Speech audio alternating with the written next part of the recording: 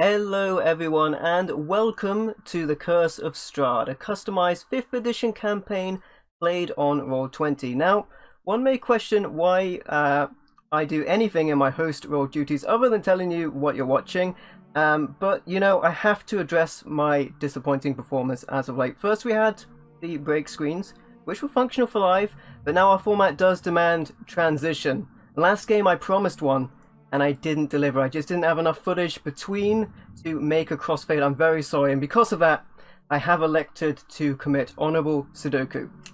As you know, the pen is mightier than the sword, so I'm gonna go ahead and commit honorable Sudoku in front of all of you right now. And wait a minute. This isn't right. The pen is out of ink. Curses. It's a Troll Trader pen. It's a Troll Trader pen, I should have known. Evidently, I can't do anything right, my friends. Never mind honorable Sudoku. We're gonna move it along and continue with the game. Maybe next time. Maybe next time. I don't think we can. I think you killed Jonah. I was about to say, I think the DM is dead. Maybe I thought next you were going time. to go for like an outer limits or Twilight Zone thing. It's like, there was time now. There was time now. Well, it is time for us to move on. Maybe next time I'll commit honorable seppuku and see if I can not screw that up. But for anyone that's still subscribed, Jonan, take it away. Wait a minute, you were saying honorable Sudoku the entire time. Oh my god, my mind. Oh god. I'm not sure what's funnier, the joke or the fact you didn't get it. Okay. Right. Better late than never. In last Happy place where I belong. Aww. We've not rolled initiative Happy yet, place. so, hold on. Happy place. Happy place. We're Okay. we're a professional show, my Discover friends. Welcome back to the Curse of Strahd, where our heroes, the Silver Stakes, also known as soon to be a pile of corpses, are trapped in the land of Barovia, a land encased in the mists and ruled by the cruel vampire known as Strahd von Zarovich. Last time, after Strahd declared he would destroy Vallaki in 10 days, our heroes got to work on their various tasks to try and tip the balance in their favor. Having defeated the werewolves and settled Seth's grudge in a very decisive way, the group is traveling to the Amber Temple, the supposed birthplace of Strahd's power, following the guidance of the Dusk Elf, Kazimir Velikov, who is searching for a way to revive his dead sister. To reach the temple, however, they have to climb the Garkis Mountains, which are already a challenge due to the extreme conditions, but they have also encountered some unique threats along the way up.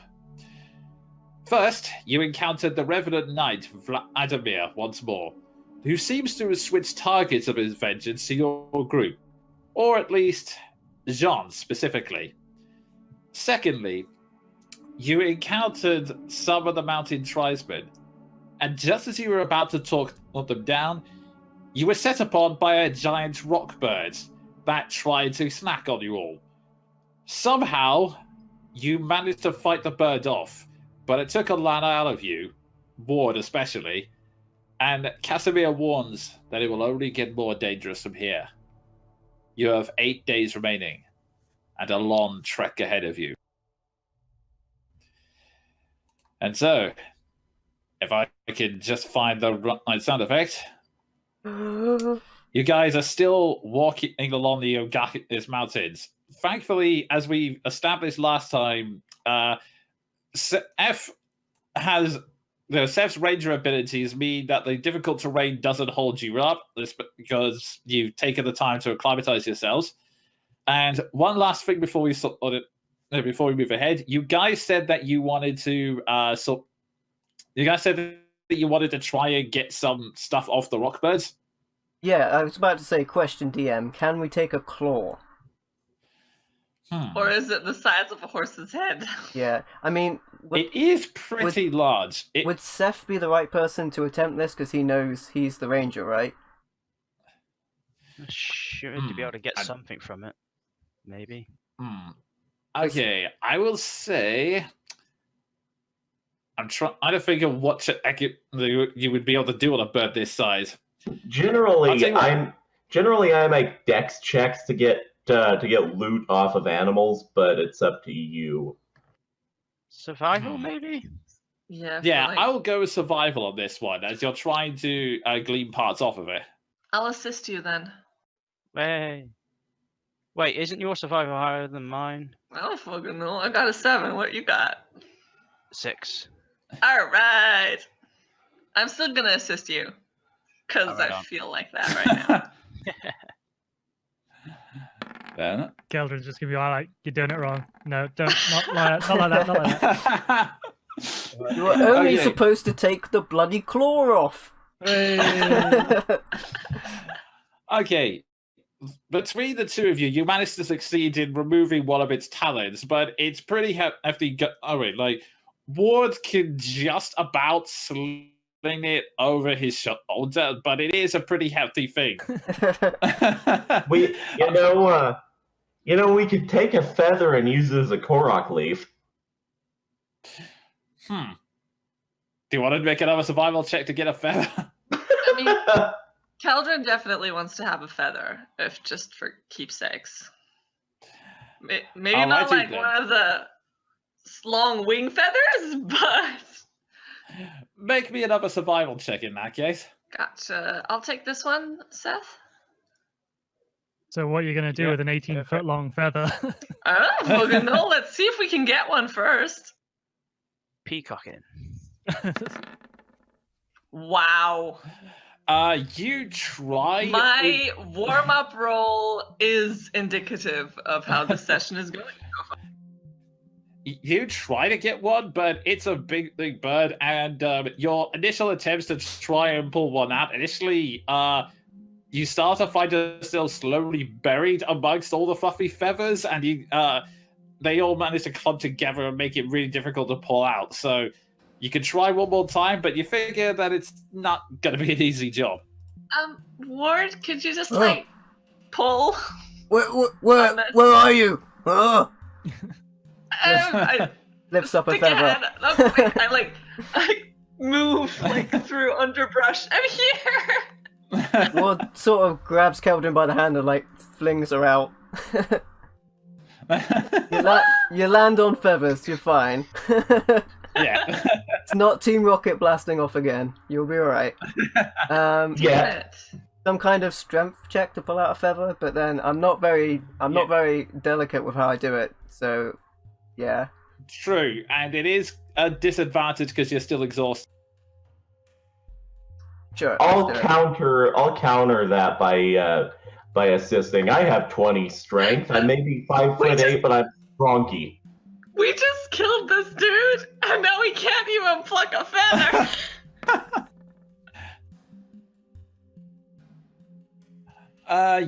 It's a massive.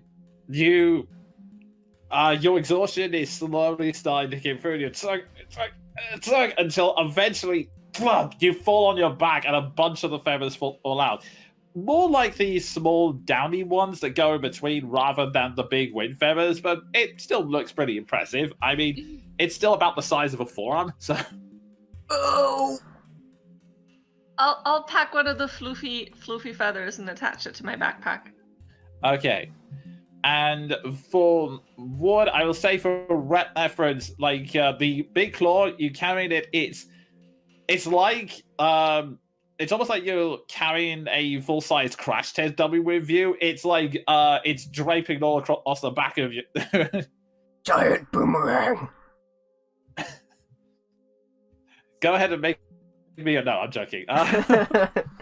We can make you one.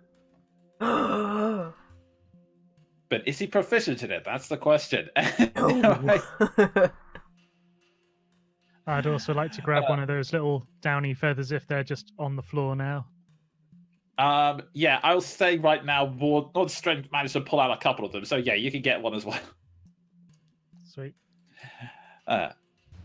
Okay, and so with that, you guys continue to walk along the mountains. It's still bitterly cold. Thankfully, between the wolf cloak clothes you have and Eldred's flame, you're able to slowly climb down from the peak towards the you climb down to the peak, slowly and steadily towards the valley. And as you get towards the valley, you see what appears to be a bridge connecting the two, with what appear to be some buildings, which gives you a little bit of hope that there might be some place so you can get some cover there. But I would just, if I could just look. Cover. Map. There we go. That's the one. Okay. As you're slowly descending down, the shelf of rock on which the mountain road clings grows narrow. To your left, the icy cliffs rise sharply towards the dark, rolling clouds. To your right, the ground falls away into a sea of fog. Ahead, through the wind of snow, you see a high wall of black stone, lined with spikes, topped with statues of demonic vultures with horned heads. Set in the center of a wall is a closed iron portcullis, behind which burns a strange curtain of green flame. On the other side of the dark wall, gripping the mountain's edge, is a guard tower of white stone, topped with golden statues of mighty warriors. And this requires a map change. Should we avoid this? Casimir sighs. Unfortunately, this is the only road that leads to the mountain. Great. You guys are down there. As soon as you mentioned a black gate with effigies of vultures, I was like, wow, did we stumble upon Bray Wyatt's front gate? I would like to approach and make a perception check, like both hearing and sight, just the immediate vicinity. Go for it. Also, for anyone who wants a visual of that, what the game looks like from your level, just added in. I've just given you a player's hand. Ooh, okay. Ooh. Shouldn't have been with advantage, but 13. Okay, remind me what. Okay, so you're just looking generally for any. Yeah, I'm looking to see if this place is occupied right now. From what you can tell, there doesn't appear to be any kind of people. It seems that, especially in this outside area, they appear to be relying on this strange green flame to guard the entrance. So you're not. Yeah, you don't see anyone else around. As far as anyone knows, you're the only people in this area. What's the name of the handout? Sorry. The handout, it should be handout side view. Thank you. That looks fucking badass. So, like, the portcullis is down, though, and then there's the fire behind it, right? Yes. Cool. Well, I'm hanging back. How tall is the main gate? The main gate, it's about, the gatehouse in total is about 30 feet high, so the gate is just shorter than that, like 20 foot. How roughly hewn is the stone, or is it very smooth? It is fairly, and they put on it. It's very smooth, and keep in mind there is still like cold snow over it, so it's going to be icy temperatures regardless.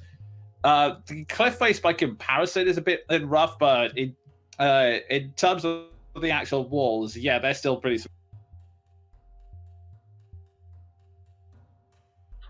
I take it we're gonna have some kind of resistance if we just mosey on through that thing. I can try and do a flyover, maybe? Just have a look what's behind this? I'll nod and say, use caution, of course, but I think it's our best way forward. In the meantime, Maldrath, can you make anything of that flame? Let's have a look. I'll go with you, but I can only fly if a giant bird picks me up. Let me check. Let Maldrath check out the flames, and I'll just see what I got. Now that So I the- can do flying creatures. The portcullis is down and there's green flame behind it, yes? Mhm. I guess I'll be inspecting the green flame. Okay, do. In that case, make me an Arcana check. I was worried you were going to say that.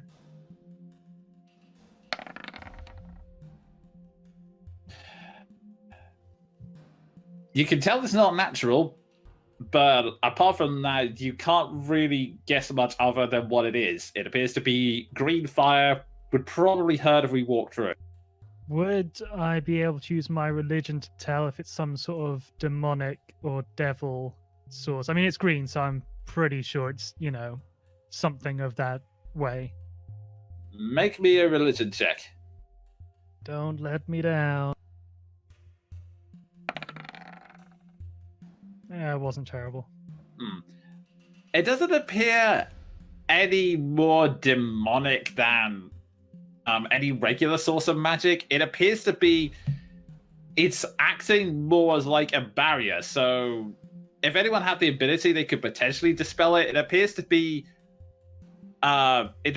more used as defensive magic. It might have had demonic origin in years past, but it's not outright demonic, if that makes sense. Am I feeling any heat from it from this distance? Yes, you are. I would like to gather up some snow into a snowball and throw it through the flame just to make sure it's not some sort of illusion. Okay. Make me an attack roll. No, I'm joking. You pick up the snow, roll it around, and you throw it over the bars, and the snowball instantly dissolves in it. Okay, it's And the definitely flame not an flies up. illusion.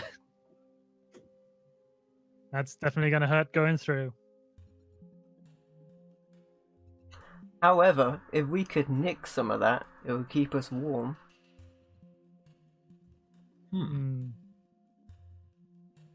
Ward is going to hang back with Seth while the other two go up front. Seth! Seth! Yes. I wanted to ask you, since you, got your revenge, how do you feel? I'm not entirely sure myself. I don't know. They had a lot riding on that, but there's still so much more to be done. I'm hoping with the end of Strahd, I might feel better. I was expecting something to heal Tanit, but I don't think it has. Yeah, me too.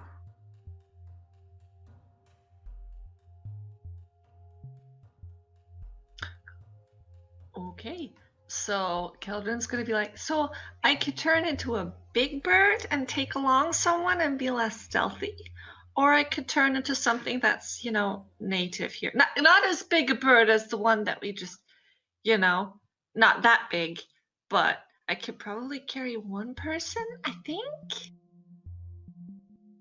So, should I just be stealthy, or does somebody want to come along, second pair of eyes? MVL thinks you should be stealthy. Ward is an idiot, so don't listen to his plan. I think if we we- should get a lay of the land first, and then we'll see about, strategy. That guy, he's all about tactics. We should try some. That's fucking right. Okay, in that case, I'm gonna turn into something that has a little less hit points. I'm gonna poof into just a regular snow owl. I'm gonna be Hedwig. Okay. All right. Don't do Unfortunately, it, copyright. Unfortunately, That's we the end don't of have MVL's channel. Unfortunately, I don't have an owl token, so viewers are just going to have to use Theatre of the Mind here. But yes, using your new druid abilities, you transform into a small snowy owl and just you're flying over the gates about here, yes? Yeah, I would like to first circle around and like kind of go up the mountain in this direction and then try and come at it from the side. Whoops. Okay. Remember, fly casual. So you begin. I'm gonna flying- try and mimic a natural snow owl's pattern as much as I can. Go ahead and make me a performance check. Just one. No!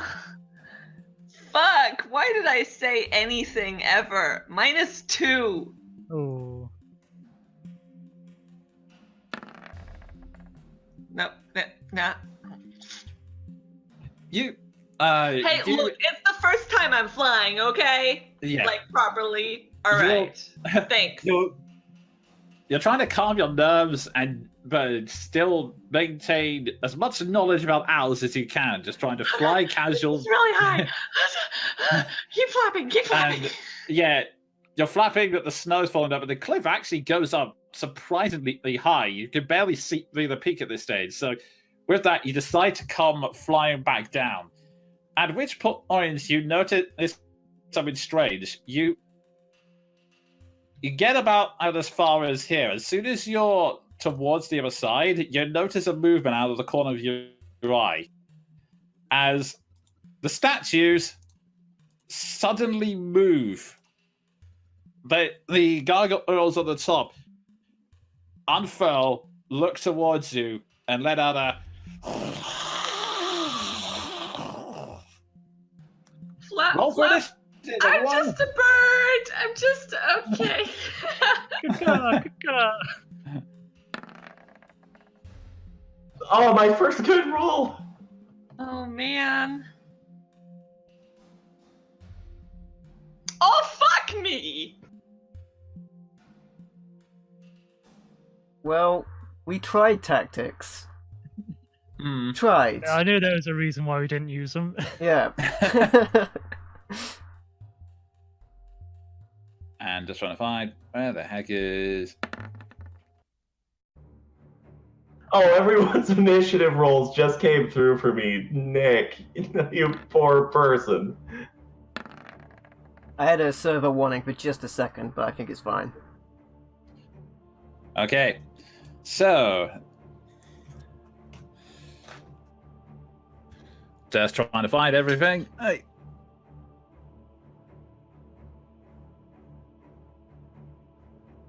And everything prepared except my notebook. Okay, so looks like we have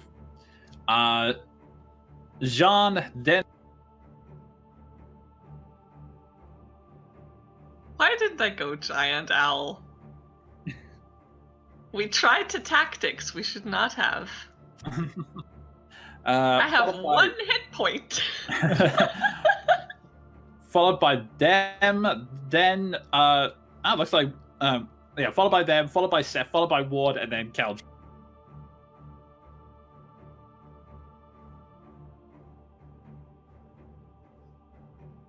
Well, my other plan was to lasso onto the statue, so I'm glad I didn't do that. Nice. Well, I mean, I mean, That how would- far is it to the that bottom would've of the been cliff cool. anyway? I believe. we're about to fucking find out when they knock me out of the air. For the record, it's about 500 feet. Okay, so with that notes in, What's the saving roll on that distance? It's going to be more than 2d6 damage. That's 50d6. okay, so with that, we come to the top of the round. Jean, you're up. Okay, so I noticed these statues moving in a threatening way, correct? Yep, everyone sees Oh. this. Okay. Look up! Hmm. Look up here! you guys! Look up! I'm... How many licks does it take? Anyway, 1 second. sorry. Oh, Okay. well then we can keep going Okay, on I'm with good. the owl Okay, I'm jokes. good. All I right. just heard something that sounded like a knock on my door. It was not a knock on my door. Why did I use both of my spell slots? Not that I have any long-range spells. You're telling me, buddy, I'm still bloodied and battered from the last fight. We're going to be knocking on heaven's door at this rate. We can always retreat, technically. Yeah. No, it sounds a lot like tactics. What have we just learned about tactics? That they exist? I think that's about as far as we got. Okay, I'm going to at least try and get the attention of one of them by stepping back and taking a crossbow shot. I can't see them, by the way, so just the closest one to me. Okay. I think I can see the outline of their tokens. They're just behind some line blocking. 15.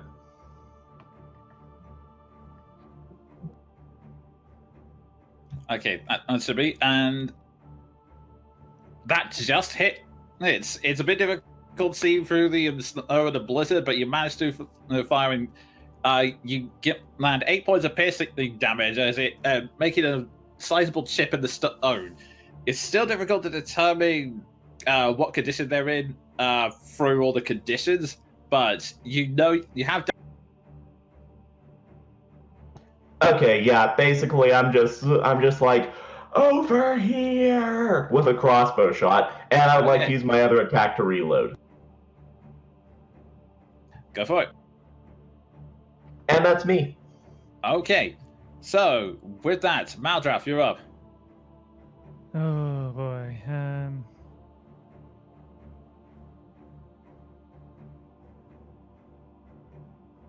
I will attempt, being as I can only see the outline, but I'm assuming that's just because of Roll20 that I would actually be able to see these. Yeah, it's just line blocking. Right. We can see them as far as I'm aware, right? They're just on the top of the walls.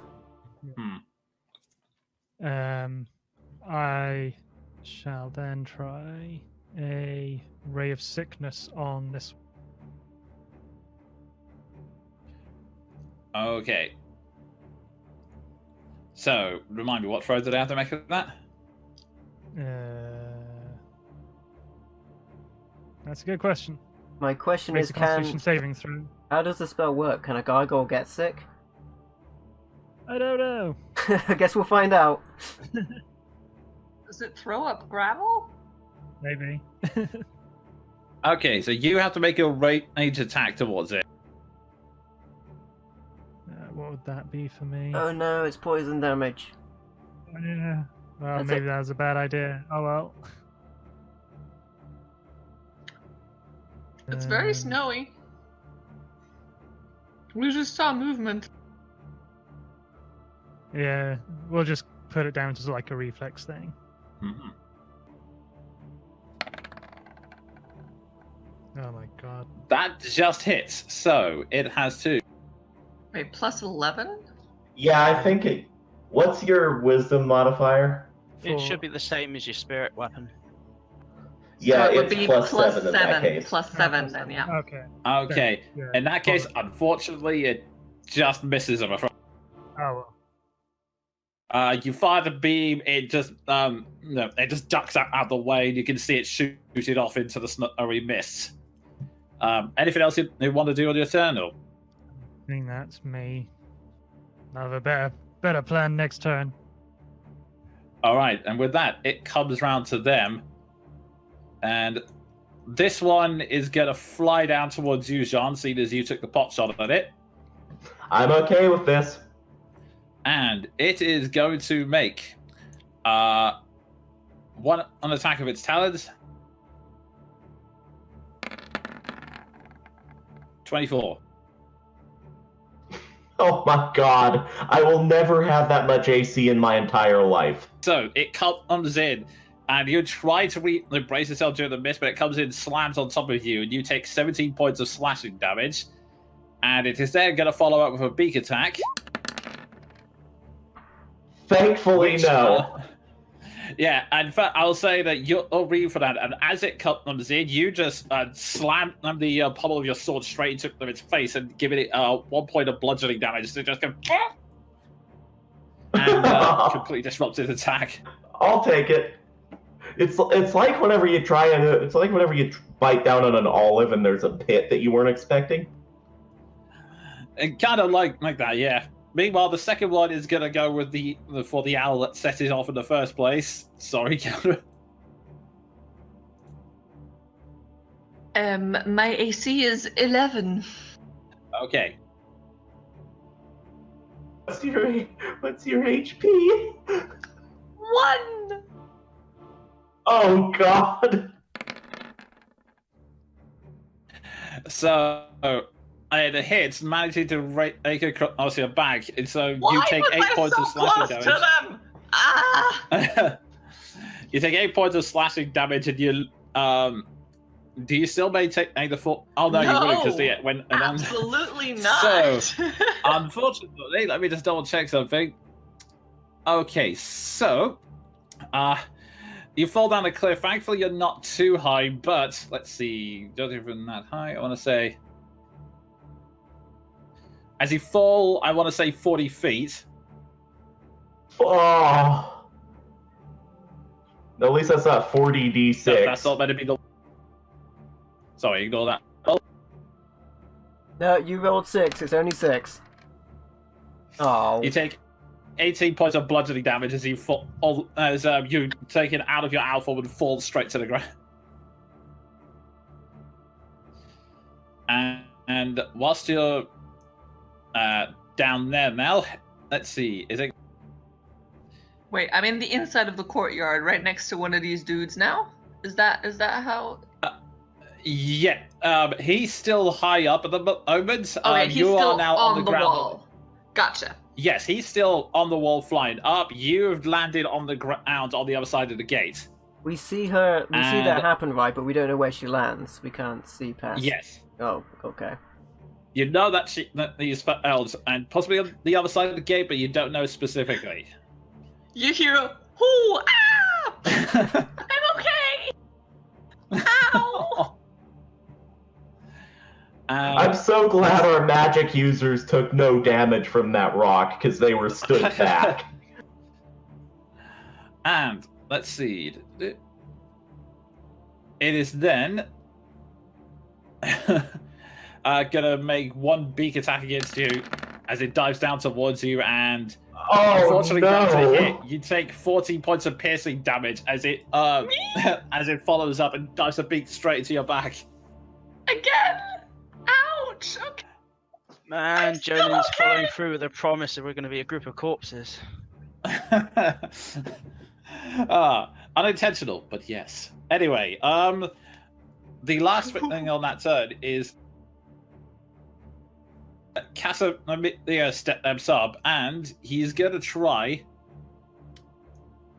Oh, thank God we have an extra spellcaster. Alright, he's gonna try either use magic missile to attack one of the gargoyles in front of you. And he'll cast it at that level.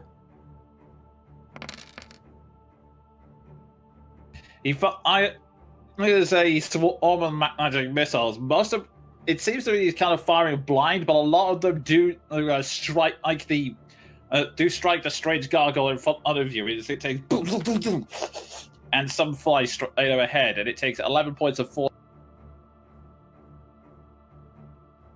Pretty good. Auto hits. Oh, that was 20 total points. That's good. Okay, and with that, we go around to Seth. Your turn. It is Death Incarnate's turn. Is the second rock that went for Keldrin still in the air?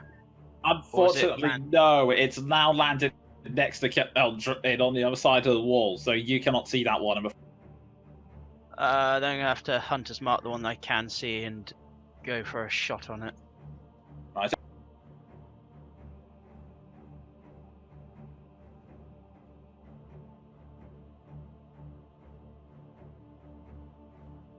I'll just go for a longbow. Right up. It has been damaged. That is a definite hit. I'll add an extra D8 onto the damage a minute for the Colossus strike. Okay, you do a pretty sizable hit. You fire straight for. You fire straight at it, just taking the car on the position you usually do. It doesn't do as much damage as you expect, but it's still a decent chunk.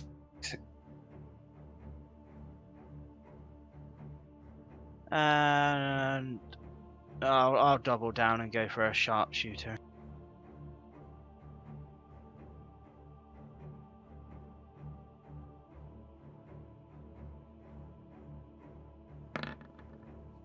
Yes, you will. And that's a hit.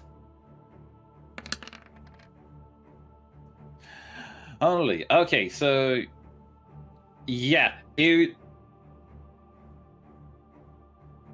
through stubborn determination, you just keep firing and landing the damage. You, the thought crosses your mind that it's because it's stone, the arrows might not be having that much effect, but even so, you just keep firing, and you can see the cracks slowly starting to form. It's still looking strong, but you know that you are still doing damage despite its constitution. And with that, Ward, you're up.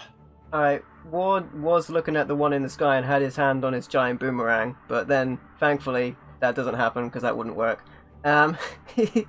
He goes up behind the one in front of him and he's just going to whack at it. I'm going to take -5 to +10. I should have flanking behind Sean. Yeah, get on the other side of me.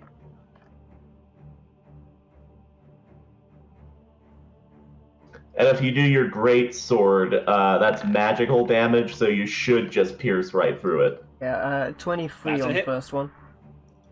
That's a hit.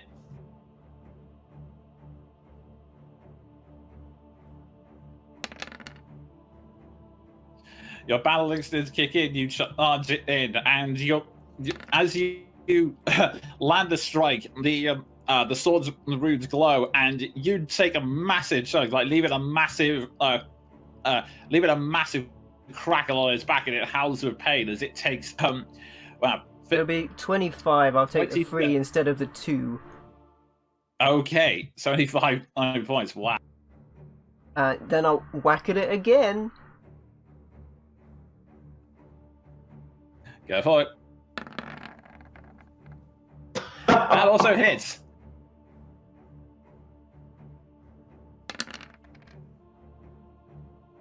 Another fitness blow as you.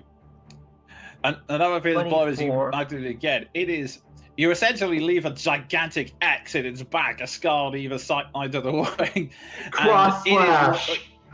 And it is looking so badly battered now. It's up, but barely. Like, pretty much all of its skin is cracking round the wound.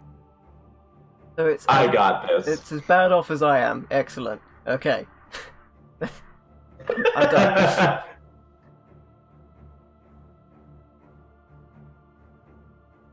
Okay, with that, are you using a bonus action or?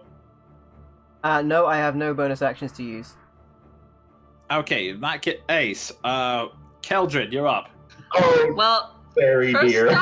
first off, I think I lost my token. Is it still there? Okay. Let me just put it back. I don't know what. Lost in the darkness behind the wall. Probably that. There we go. Well, oh, thank goodness. Thank you. So I'm going to panic, and then I'm gonna cast confusion on this dude in front of me. I dig around in my pocket and I pull out 3 nutshells and I just throw them in his face. And he needs to make a wisdom saving throw, please. Okay.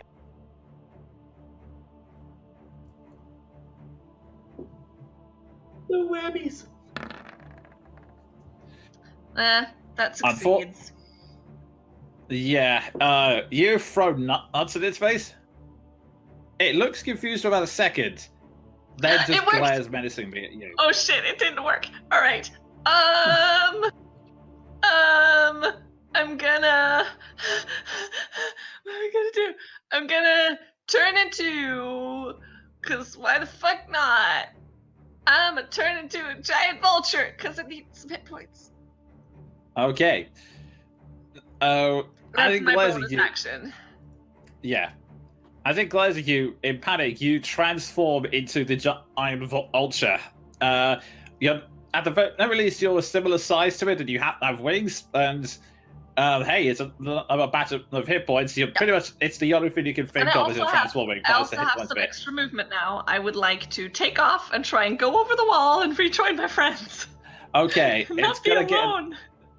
It's gonna get an Yes. attack of opportunity on you as you do this. Yes, it will.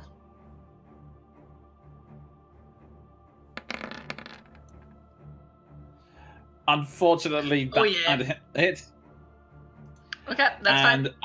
Still a burb. Okay. So as you fly over, it exits it. It exits you with its talons. You cry out in a vulture form, but you do manage to fly over it, and you're now back on over the top of the. Can you just put me to how far I can get? I would like to manage to land over on the other side. The giant vulture does have 60 feet flying speed. Okay, so in that case, I will say it gets you near where. Hang on, it gets you by Casimir over here. Phenomenal, thank you. All right. That's my turn. Okay, I done. So, my roll 20 is freaking out me. Okay, and with that, we go back to the top of the round. Jean. Okay, so Jean's mindset until this point was basically to hear the cry on the other side, see Al Keldrin drop behind the wall, and then just basically think, oh, okay, oh fuck, oh god, oh fuck, oh god, and now she's back on the other side. So John's just gonna unload on this thing, do what he does, and finish it. Okay. The 1-2.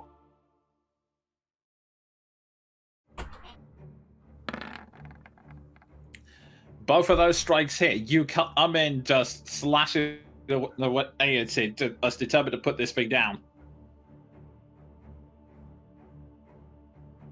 25. Okay.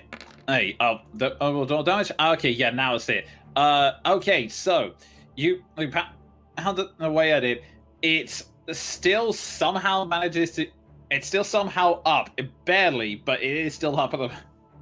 Okay, in that case, I'm just gonna rally, flourish my blade as a cavalier would, and second wind.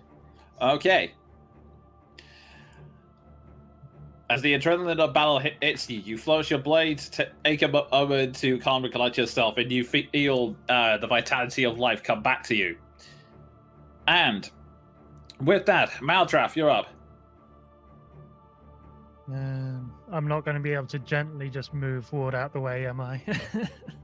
No, you are within its range, unfortunately. Alright, I'll go for the old Blood Spear, I guess. Okay.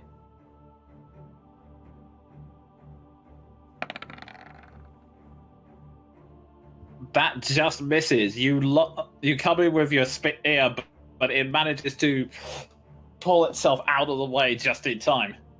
I will cast Spiritual Weapon then. Okay.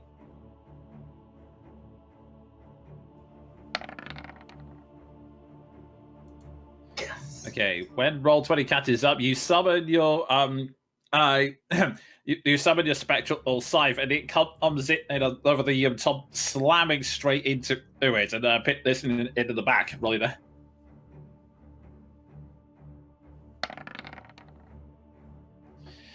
And that is just enough. You manage to strike it dead center in the middle of the AX slash,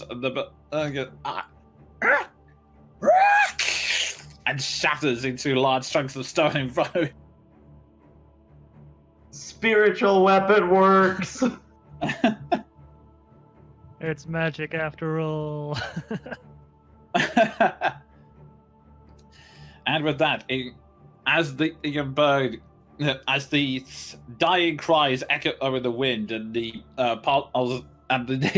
essentially rubble collapses around you, it comes around to them. Let me just check some things. Okay, this creature is gonna fly over towards you. And it is going to attempt to perform almost. It screeches violently at you. And okay, I'm gonna need Jean, Aldraff, and Ward, and Keldrin as well to make me Constitution saving throws, please. Well, I came back just in time to die. 24. 9. Okay, I'm rolling with the vulture, so it's d20 plus 2. Add 2 to whatever I roll. 18. Okay. Oh, we did good. Everything what except what as it lets out a terrifying howl. All of you managed to hold on, you're still gripped by the adrenaline, except for Ward, who the exhaustion is slowly getting to him, and so when this terrifying howl comes out of nowhere, it completely shocks into your core, and you are now stunned until the next enemy turn. Stunned? Oh boy. Yep. However, at that same time, Casimir is going to attempt to strike it with a firebolt. Yo. And manages to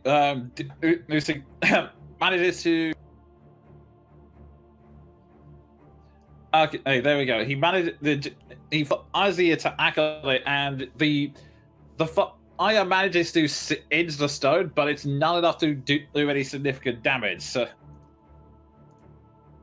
he growls and goes, I have to try something else. And with that, Seth, it's your turn.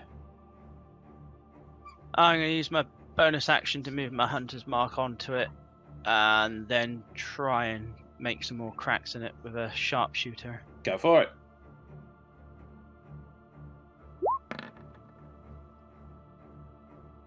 That just misses. You were carefully lining up your shot, but the scream threw you off, and so the shot just dimmed over his head. I'm going to steady my aim a bit and go for a second shot with a normal strike. Right up.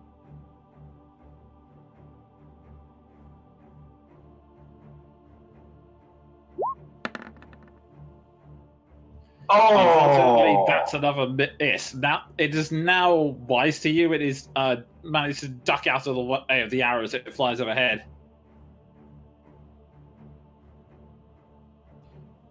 And with that, Ward, you're stunned at the moment, and unfortunately, it's going to stay that way until our next turn. Apologies for that. So, Keldrin, you're up. Okay.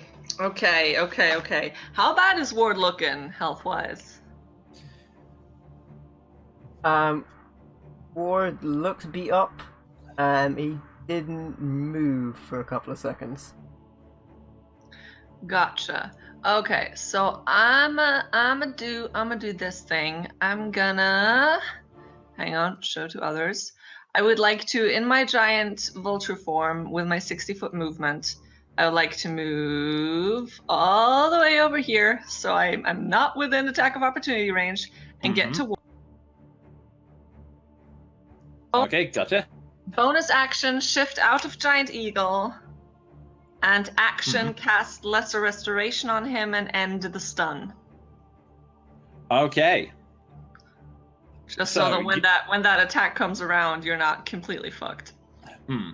So you fly round and shift out of your form, and you desperately place the place your hands over and just focus on the you focus on your nature magic to try and undo whatever's happened. Ward, you get that a surge of energy flows through you, and your body is now shaken out of the paralyzation it had previously, and you feel you have more control of your body again.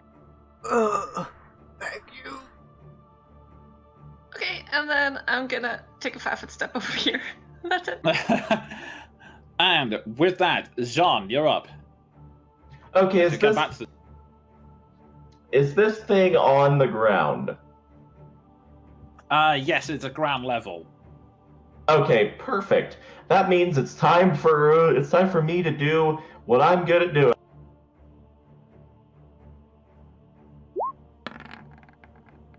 21 and 27. Both strikes hit as you come in and follow up with the same 1-2 as before. 21 and unwavering mark.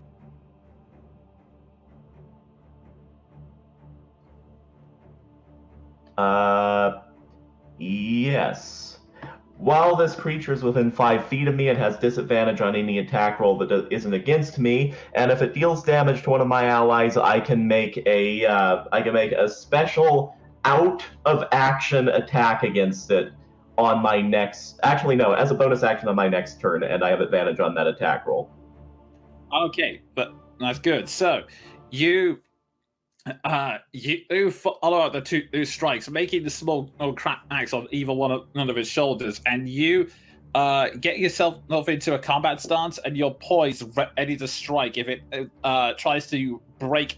If it attempts to try and strike anyone but you, you're determined to protect the rest of the party.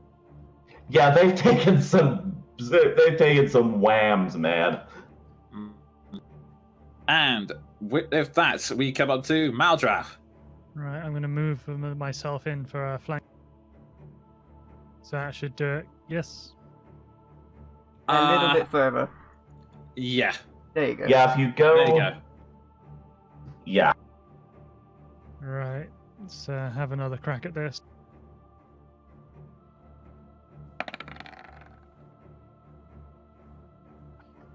And make sure to roll twice.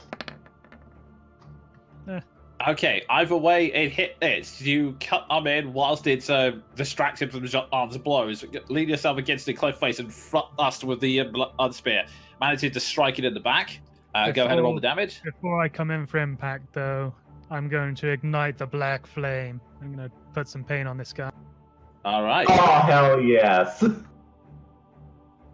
So we'll do this damage first. Let's see what we get.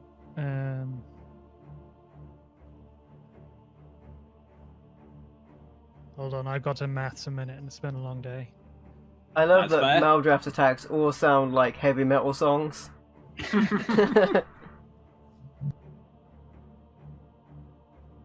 Bring forth the black flame. Right, so... Well, that or like a villain from a magical girl anime. That too. 16 plus 5, what's that? 21. 21, cool. So that'll be, yeah, extra 21 damage there, because that's just... 32 total. Plus... a divine strike, which is 1d8, I think, just flat. Holy good God. Okay. I'm not sure if that's rolling with modifiers, it should just be flat. Yeah. Seth, you have Okay, so- competition. Yeah. And then just for shits and giggles, spiritual weapon. Okay. So, as you come in, you focus all your energy into... Okay, for a fact, I will say you're distracted by having the spiritual weapon swinging, then it dodges out the way, but then you come up behind it, focusing all of your energy, like calling to Caliban or to rid yourself of this demon, and you slam the spear right into your back. The black flame, unlike the regular flame that had scorched it but didn't do much, the creature howls in pain as the black flames erupt out of your spear and just scar and burn its back. And it's still standing, but you took a massive chunk of damage out of it. Sweet. And with that, it comes round to them. As the creature, in response to that, turns around and tries to slash you with its... and misses the first attack. Follow it up with... All a disadvantage, right? Yeah, it's rolling a disadvantage, so that is a second miss, I believe. Yep. Nice. So it comes in with two attacks. It tries to swing you. You manage to dodge the first one, and as it comes in for the beak, Jean actually manages to again hit it with a pommel just enough to send it off course. And as it tries to reel around back to you, Jean, Casimir is going to fire another series of magic.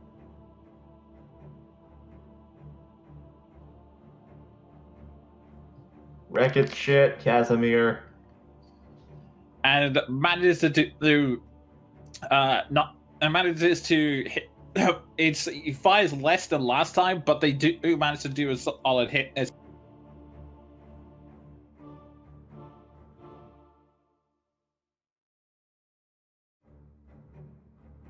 And with that, Seth, you're up. I'm gonna double down on steadying my aim and attempt to hit it this time.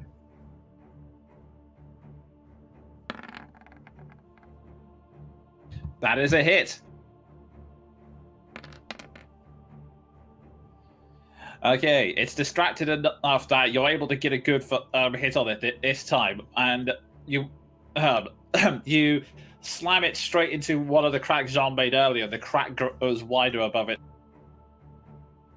And I'll attempt to make it a little wider still.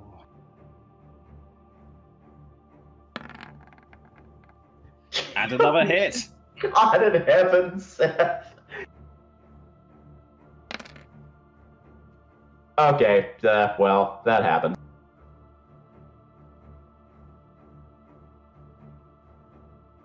You do another small chunk. You manage to hit it in that same spot, and the cracks pile up a little bit more. Not a huge amount, but you're still slowly chipping away at it.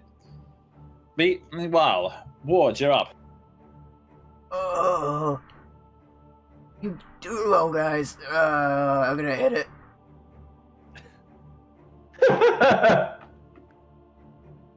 Ward kind of breaks out of whatever was going on, and he goes and whacks it. I'm gonna -5, just take a regular strike. Mm-hmm.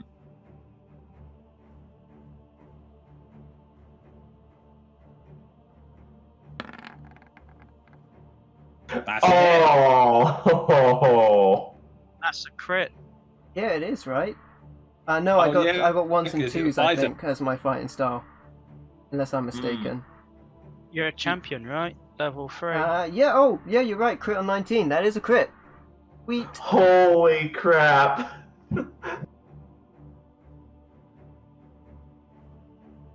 That's Fighters, man.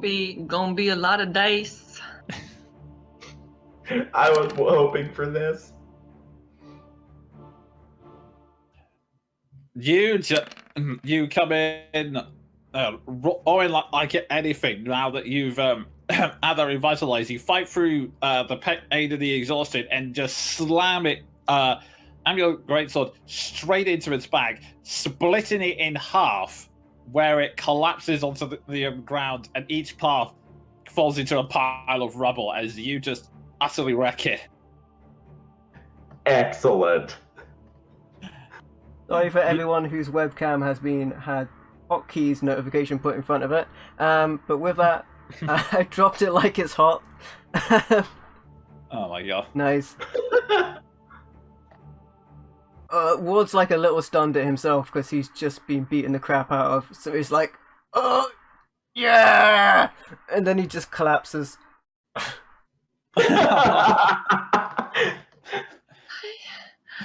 I don't think flying is for me.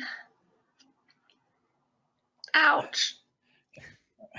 It's a bit of size. Maybe not when there's creatures like those above us. I wish I could help you, but I don't have many healing spells in my arsenal. Okay. I'll glance at, I'll just sort of back up, shrug off a little more damage for the day. Wow, it's been a day. And I'll look at Keldrin and say, are you doing okay now, at least? Seems you took a bit of a beating yourself. Hang on. And I'm gonna cast the healing spirit again.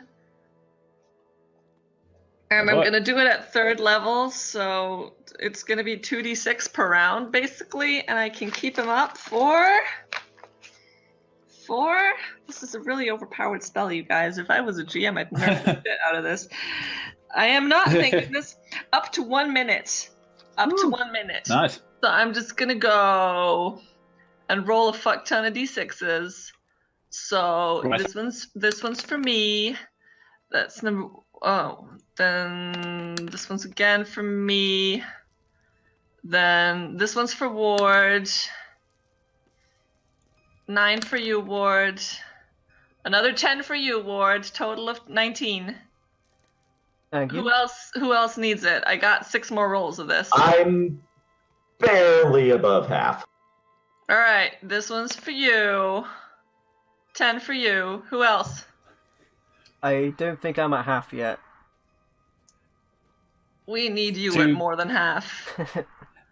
To give you a mental image for the listeners at home, essentially, Eldrin focuses on the spell and creates this magical image of a young Ditnia who is just, for about a minute, hopping from one to the other. So it's pretty much imagine that this group of adventurers stand in a circle whilst this cute little deer spirit just hops from. It's like Andy's healing us. it just like boops everyone on the nose, like goes over. Yes. Goes over. I have 4 more of these guys. Okay, here, have another one, Ward. Thank you. 9, another 9. Who else needs it? Oh, Casimir, he's fine, right? yeah, I'm pretty sure he and Seth didn't take any damage in the least. Boop, Jean, take another 5. I'll take that. I'll give 1 more to you, Ward, another 5. And the last one for myself for good measure. Woo! Does anyone I'm else need feeling better. healing? I mean, I'm still 27 down, but with my armor class, that's not a huge deal. I'm say. still a lot down if you've got some more healing. Well, I mean, I should say in game terms, Ward hasn't gone up yet. I mean, I we're can just just imagine sitting. this Ward's like laying his back, just like, I mean, we could Loki. like go around the corner and take a short rest. That's a bit. Yes. Okay, I will also mention one other thing. Whilst at a short time after you defeated it, the gate with the portcullis slides open for you. The fire is still there, unfortunately. I'm gonna glance back at Casimir and say, "By any chances there's something in your arsenal you could use to extinguish that?" He sighs. Unfortunately not. I kind of wish I had that detail. Wait, I think I got something. I mean, it's fire. I'm gonna cast the spell magic. I'm burning through my spell slots, y'all. We're gonna be taking a long rest immediately as soon as we hit cover. Yeah, because to I'm be just fair, I think I've used all of my hit dice between short rests and whatever previously, yeah, so I with don't the think rock. I can actually take a short rest. Okay, so alrighty, so I'm gonna need you to make an ability check with this.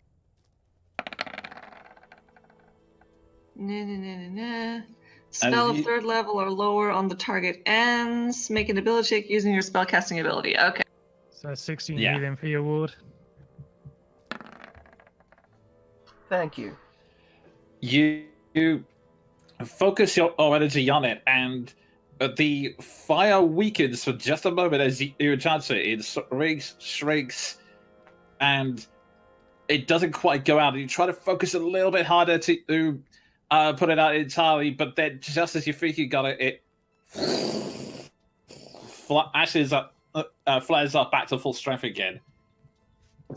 Casimir steps forward, looks at it, and goes, "It seems you had the right idea, child, but might need a bit more strength." Okay. I don't like this fire, and I fell a lot, and I flew, which was nice, but then I also fell, which was not nice, and this stupid fire, and the spell magic, 4th level. Let me just double check something real quick.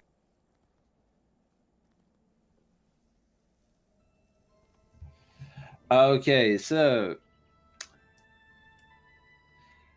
I'm gonna need you to roll one more ability check again. Come on, Keldrin. Come on, babe. Come on, boo. I Let's believe do in it. you. I believe in you. All right, you channel all of your anger and frustration into this. As you focus your energy, the fire goes down, down, down, and it slowly starts to build up again. When No. you just snap mentally and just go mentally push it down until eventually the fire dispels Stay and it's gone down. forever. I thought I had good rage. The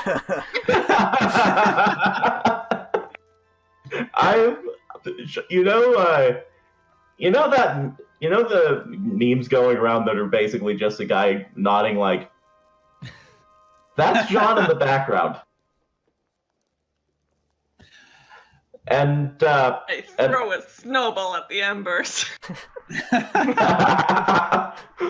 as you do that, I'm going to glance at Seth and say, well, I have armor and you haven't taken any hits. What say we explore the other side and see if we can find some place to take shelter? Yeah, I'm good to go. Am I able to get any arrows back, or are they a bit too damaged from hitting the stone things? I will say you are able to get most of your arrows back. Just one or two that are a little. They're kind of usable, but they're a little bit chipped after impacting the stone so hard. I've got a spare healing spell I can put on someone if they need it. You and I are going through, so and Ward's up, so Yeah, maybe you don't could worry dump about that it. on. I'm good till we rest. So who wants it? I'll take it since you and I are going through to scout. I'll be the rear guard then.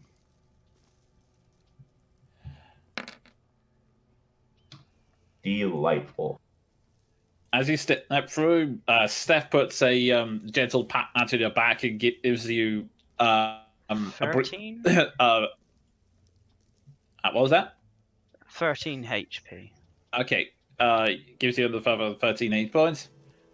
I am almost completely healed. I will say, just for comedic effect, mostly John looks okay, but then there's just this great big bruise on his nose where Vladimir punched the life out of him.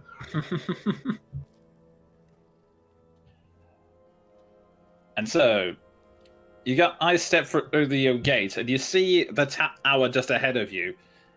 Not much else appears to be on the other side at the moment, although, yes, at the moment it appears that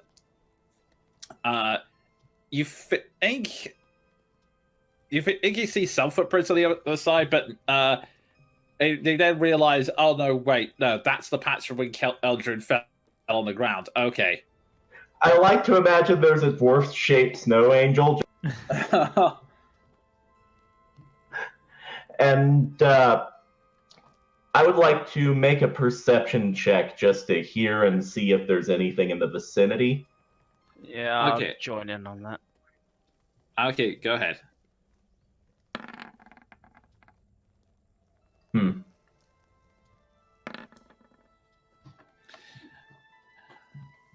Okay, Jean, you look around, you don't really hear or see anything. It's really hard to make anything out through the blizzard.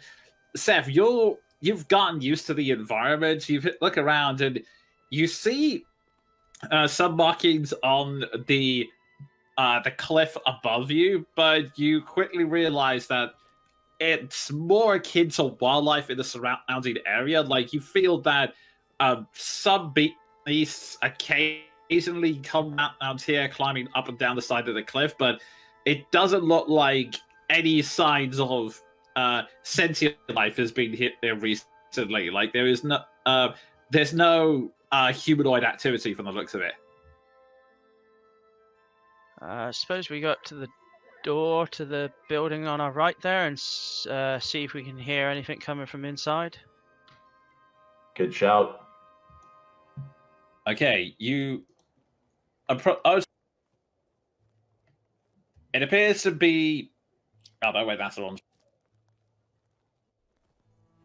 So partially I'm moving my token so people can see stuff, but also Ward just didn't listen and he walks along as well.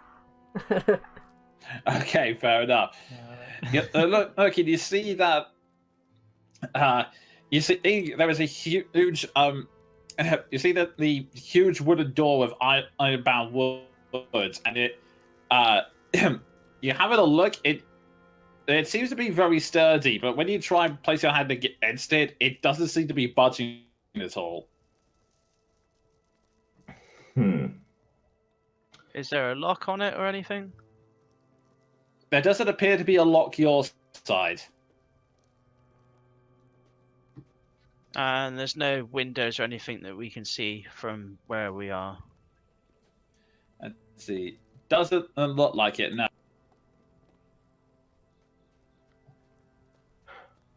In character, I'll say, well, what do you say? Worth trying to budge our way in? If it provides us cover from the elements for a bit, it might be worth the shot. That was going to be my logic. Right, help me out here. I would like to make a strength check against the door, ideally with assistance. I will. Right behind you. Yep. Can I apply athletics? Because I'm good at that. Yes, you can.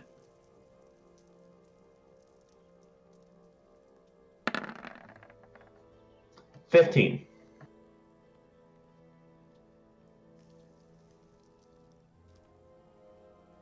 Can just imagine Sven doing like a cartwheel into the door or something.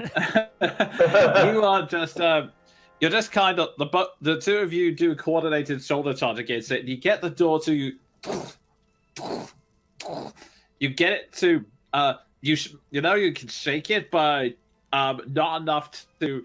You get the sense that there is a bar on the other side that's preventing you from getting in, and unfortunately, even with your combined strength, it's not enough to actually force the bar to give way. Okay. Skill checks work in the sense that we get 2 and then it's a bust, correct? Yes. All just for the sake of comedy in character, I'll say, well, I haven't bruised myself enough for one day. Let's go again. If you insist.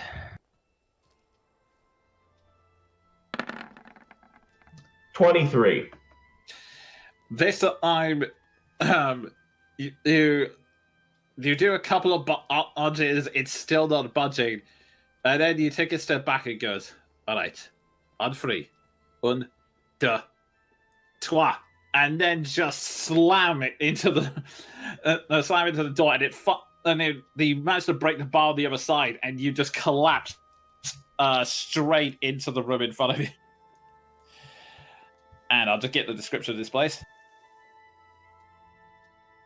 Maldras just going to casually stroll up aside and be like, "Did you try pulling it?"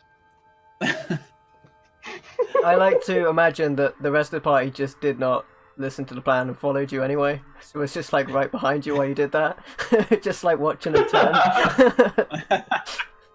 I would like to say while Jonah gets the description, Jean goes like comedically face first, like onto the door, and then and just from somewhere below you, Seth, you hear, "Oh no!" And then Maldraff grabs a handle and it does open outwards. Oldest trick in the book. I will say, hey, there wasn't a handle, so you couldn't have pulled it. But anyway, okay. A cold half stand across from the door, wind howling down its chimney. A stone staircase is on the south wall. 3 windows overlook the foggy sea. So to correct what I was saying, there was no windows on your side, but there were plenty of windows over the cliff. Yeah. Do we hear anything upstairs? Make me a perception check. I'll join in on that. Shouldn't be with advantage. That was a 7. Neither of you appear to hear anything out of the ordinary. Right. Well, I still don't entirely trust just jumping into a thing willy-nilly. So I'll get up, nurse my nose, and then call back to the others and say, "We may have found shelter. We could use some extra eyes in here, though." That's okay. What time is it at this point, anyway? It's coming very close to. I want to say it's coming very close to the evening, around 6 p.m. type time. It's okay. Good We time to followed take you a rest. guys anyway. So So Yeah, anyone else who wants to can make a perception check on the inside of the tower.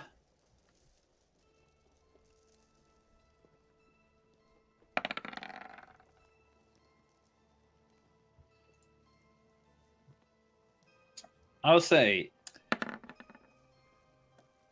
you are so tired. You are so tired. I'm not a fan of just like everybody in the party rolling until someone gets it, so I'm gonna That's say fair. Children is also very tired and not looking around. Okay. I want to say that As War's like for so you- tired he's just hallucinating things now. It's a cloak! And I was thinking that you detect that there's no sound or even like any kind of indication that anyone else is in the building, but you don't feel there shouldn't be anyone in the building, but you still feel a little bit uneasy. Something's annoying you, but you don't know why. When you said there's no sound, is that there's no sound that would indicate anyone, or there is just no sound? Like There's still like the howl. Yeah, there's still the howling wind from outside, but there's no sounds that would indicate there's another person in here. Okay, in that case, I'll just say to everyone else, like, we should probably check the rest of the floors just to be safe. Yeah, I'll head up. I'm very nervous. Oh, I don't think there's been a tall building or a tower that I've gone in yet that I haven't jumped out of a window or fallen from a terrible height. I wouldn't recommend that, War. The windows here face onto the cliffs. Yeah. Maybe we should guard the front door. Yeah, you Such should as it stay is down now. here and stay. Hey, away you from saying I can't do it? Race you! oh God! I'll stay on the bottom floor with Keldrin because I imagine Maldrath and Seth are going up. Yeah. Okay, so I'll just move you guys up there. Okay. I'm blind. I'll beat you on that race. I call Okay, for shenanigans. some reason your tokens disappeared. Hang on. Oh god, we've been erased. There's one here. Oh no, you found Thanos and he snapped you. Roll20's just removed that from my screen, so I'm just going to put you on again. Wow. Seems to be having some issues tonight, doesn't it? It's the curse of Strahd. Hey. Okay, so in this area, the upper level of the tower is an icebox with windows in almost every wall. A rusted iron ladder bolted to the floor leads up to a wooden trapdoor. Mounted on the stone hearth is a direwolf's head. The wind coming down the chimney howls in its stead. That's very poetic. Whoever wrote that, A+ for I'm assuming well we're not done gonna be, image. we're I not believe gonna be it was lucky Chris enough to Perkins. have, Hey, Chris Perkins! actual wood in that fire, are we? If I was another character, I would check the fire for treasure. Let's search the room in general. I'd like to have a closer look at the ornate fixture of the fireplace. The higher up I go, the more nervous I get. Okay, I will just expedite this by saying that it's the same as the room previously. There doesn't, it just seems to be an ordinary room and nothing. There's no indication that anyone's been here for a long, long time. But Maldraff, you still have that slight sense of irritation. You don't know why. So nothing remarkable about the fireplace besides the fact that it is very poetic and beautiful. Aside from the fact that someone stuck a direwolf's end above it, no, it's still just a regular fireplace. Well, guess we carry on going up. We'll I'm- call down to the I'm others gonna- and let them know that we're going Yeah, up. I think forever. Jean and Keldrin would follow after. Like, if there's a cleared floor, we'll follow up to the cleared. Yeah, Okay. we're basically just kept covering avenues of retreat. So, tactics-wise, should I stick That my head dirty up word there? again. Whatever cuts it off, you kill it? That sound good? If there's a choice in who gets their head cut off, then I suppose I'd rather I didn't lose my head. Yeah. Not to be selfish, but we just put a lot of energy into healing you. I mean, that's a bit of a waste. I mean, Oh, could I you see do how it without is. losing your I head. see how it is. I mean, You care I don't about think- your spells, you don't care about me. I mean, I'm just saying, if there's a way to do it without you losing your head, can we try that one first? Actually, you're talking sense, Never mind me, I've taken a lot of blows today. We could stick the direwolf's head in it. Wait, do we still have clankers? Oh, you should be about. Yeah, you do. I forgot to include this map, but yeah, I'll just say he's been following you this entire time. Clankers! Man, I just have the mental image that he gets stuck in a snowdrift. Hey, there he is. I will take that. Yeah, he got stuck in a snowdrift. Frankly, in all the confusion, he managed to get out, and he's now following you. Well, thank you. It's like a miniature to iron see giant, you. half buried in the snow. Nothing but a head, like, just snow up to the head, like. Can Ward prop the wolf's head on the end of the giant claw? Make me a strength check to try and get the direwolf's head off the wall. With disadvantage because you're still exhausted. Ooh. Oh Unfortunately. my god! 1 in 20. Both ends of the Ah. spectrum, I love it. You lift it up and go, and then fall flat on your back as it refuses to give way. I got it. I got it. It's don't got it. magically attached. I'm just gonna head on up and open the trapdoor. Okay. So, are you opening the trapdoor or just going straight in? I'll open the trapdoor and then peek around. So, I'll just stick you here. And you open the trapdoor, it slowly creaks, and then 10-foot gold-plated 10-foot gold-plated statues stand atop the battlements, facing outward. Each one depicts a human female knight holding a lance. The cold wind stirs the snow, under which you see human skeletons clad in rusty mail. As the wind suddenly picks up, you peek your head up to have a look around, and before you can do anything, a voice goes, "Be gone! The treasure is ours." Ooh, they said the magic word. The adventuring party is never gonna leave now. What does it Came look for like your up there, Seth? treasure. Is my sense of foreboding been for nothing? There's some skeletons up here, and someone wants me to go. Usual, I guess. They mentioned treasure. I back up towards the stairs. The skeletons aren't rising currently. Well, No, let the me know if they skeletons do. are Yes. rising. But the wind is slowly picking up in intensity.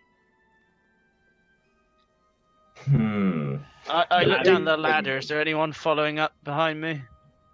I'm not. The thing is, I'm all for investigating this, but when we've rested. That's if it leaves us alone to rest. Well, we'll put clankers at the bottom of the ladder. I'll come back down then. Okay, you hurriedly like close the trap door. Leave us alone. Hang on, let me check with my friends. Okay. That was peak Discworld. I love it. We're close to the trap door, and you nervously wait a second. Nothing appears to be following you. You slowly climb down. Maldraff orders clankers to be on guard duty, and he stands by the stairs, and you wait. Still nothing. Well, And I'm appears you just are safe. gonna. I'm just gonna sigh and say, whatever's up there, it doesn't seem to be following us, and I would fancy this place of us sleeping out in the snow. Okay, let's get a fire going. I have Sorry, torches. ghosts. Sorry. shame those gargoyles weren't made of wood. Could have used them. I have torches, if that means anything. I also have a tinderbox and all that fun stuff. Yeah, I'll say between all of you, because you have the materials, Keldrick can produce blade and Casimir can use firebolt. I will say between you all, you managed to get a fire going, so it's at least well enough to sleep. Not 100% comfortable, but between the fire and your wolfskin clothes, you can sleep well for the night. Yeah, I'd rather sleep in here than in a snowdrift. That's for sure. Yeah, and I'm gonna, in character, obviously, I'll suggest this, but I suggest that Ward takes no guard shifts, and I take the first one. Okay. So, as you all the sleeping for the night, sorry, each taking a turn to rest. Thankfully, there doesn't appear to be many disturbances throughout the night. Once you prop the door back up, it seems to be fairly sturdy, preventing anything from getting out. And Clankers is acting as a good guard, and you get no signs of him. Although, what order are you doing this watch in? I'll go Take the first. third. I'll take second Okay. then. Take the last then, I suppose, if it's needed. Okay. In that case, Maldraff, during the night,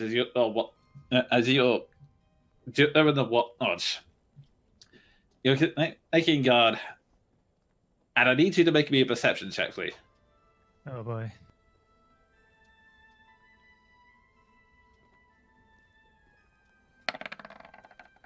Oh, that was almost a 20. Okay. That was almost a 20. Don't roll past the 20, oh my goodness.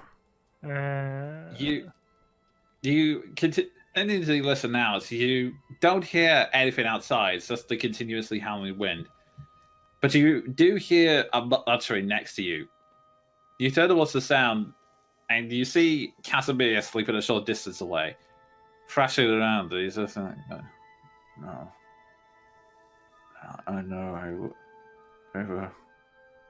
I'm sorry. I'll make it up. I'm sorry. It was the only way. I'm sorry. Sorry. I'm gonna look around and see if anyone else is sort of disturbed or awoken by this, or if it's just, just him. Maybe one more perception check in that case. Actually, no. Make it insight.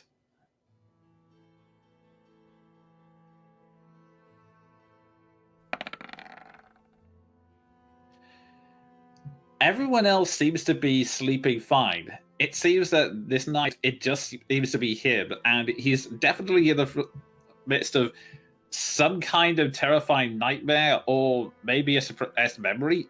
I'm not 100% sure, but it's clearly something that's playing on his mind as he's thrashing about. Could really use like a bard's help right now.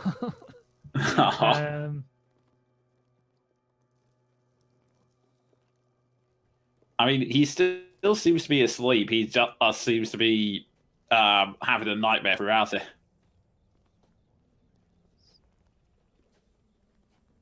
I would like to try a persuasion on him, and just try to casually, in a very soft tone, just speak to him and ask him what's on his mind, and hoping that his subconscious may just reveal it.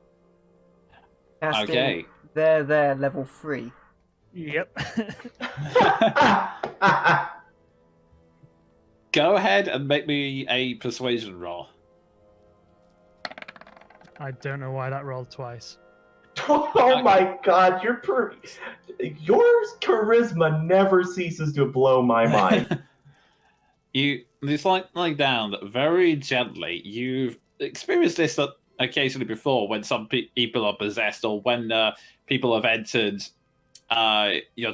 similar issues. You so gently you lay a hand and just ask you what's on your mind. He just mutters,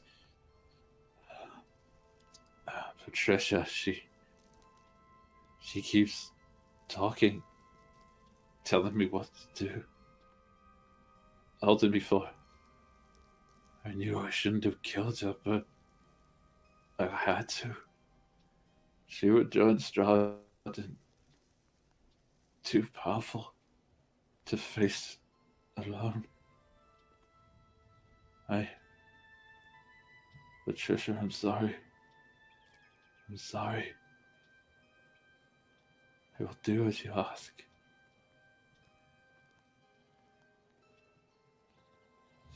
And he then falls silent once more. Just to cap that off, I will just say to him very softly, it's like, let your ghost rest easy this night. And then I will reflect upon what I've heard and try and make any sort of sense of it. Okay, may I just say before this happens, I fucking love Maldrath. Like, the character depth and subtlety. Okay, make me a religion check with this one.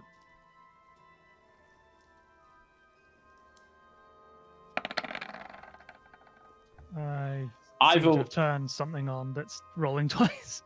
Yeah, either what on will be okay with this. You focus on what you think back to your teachings, and from the behavior and how oddly specific the dreams are. Plus, you have heard him saying, you've heard him mention a couple of times that he believes he's had some guidance. You've now essentially confirmed those theories. You realize that a ghost, you don't know specifically if it's the ghost of Patricia, but a dead spirit is with him and is giving him this information. So he is reacting to it in his sleep. So you have definitely confirmed that, for better or for worse, there is someone on the other side guiding him. When everyone wakes up, I would like to just, in the hustle and bustle of everyone sort of, doing their morning routine and everything, just try and find a quiet corner and just pray to Kelemvor, see if I could get some clarity into this spirit. Make me another religion check.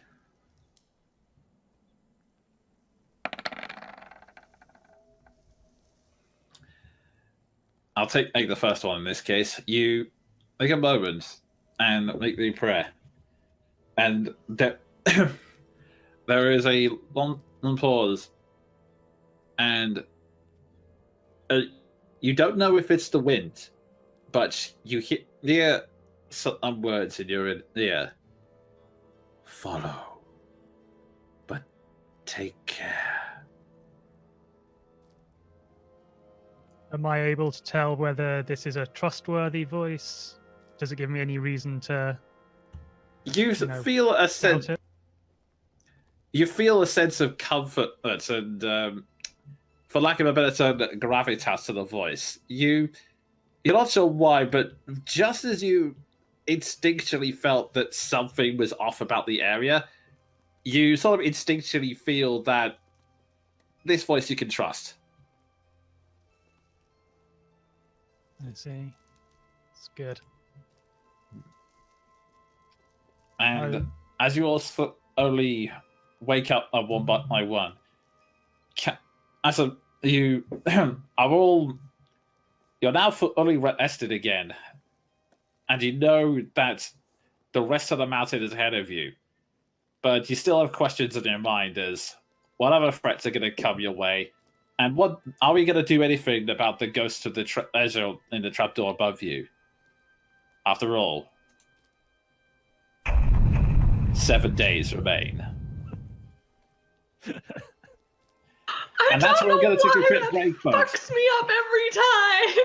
All right, my friends, we will be right back. And this is the end of part 1, so take out your tape from the cassette player and insert side B, and then press play, and we'll see you in just a moment. Oh, those were the days. You know what? I think my webcam is flipped on Roll20. Yeah, the shelf should be on this side. Now that I notice that, it's really distracting. Well, never mind that. On to part 2. And we are back, my friends. And I just want to remind you, we don't just battle fictional monsters in this game. I myself just overcame an addiction I was battling. I finally overcame my addiction to the hokey cokey. That's right. I've done it. And I turned myself around. Ward. I turned myself Well around. done. And that's what it's all about. That is what it's all about. Everybody take a bow, and yeah, MVL is. I have no words. I'm so inspired. All right, let's move on. Suddenly, you Jordan? hear a ghost voice saying, "Screw you all," and the tower collapses on top of you. Right? It was See what you've done. You see, you do the hokey cokey, then you turn around, and that's what it's all about. Yeah, I got it. Okay. Yep. I thought it was hokey pokey. Yeah, I was That about was to That's, say. that's an American. entirely different game. I don't know, but he put Yeah. his foot in it. Hey. I'm just gonna say this joke really hokies my pokies. And on that note, Okay, you now have 1 day remaining. Okay. that's terrifying. You've woken up. You're in a tower, and you now have the option to progress. But there is still the trapdoor above you, but the promises of treasure. You don't have to say it that way. We were already gonna take the bait.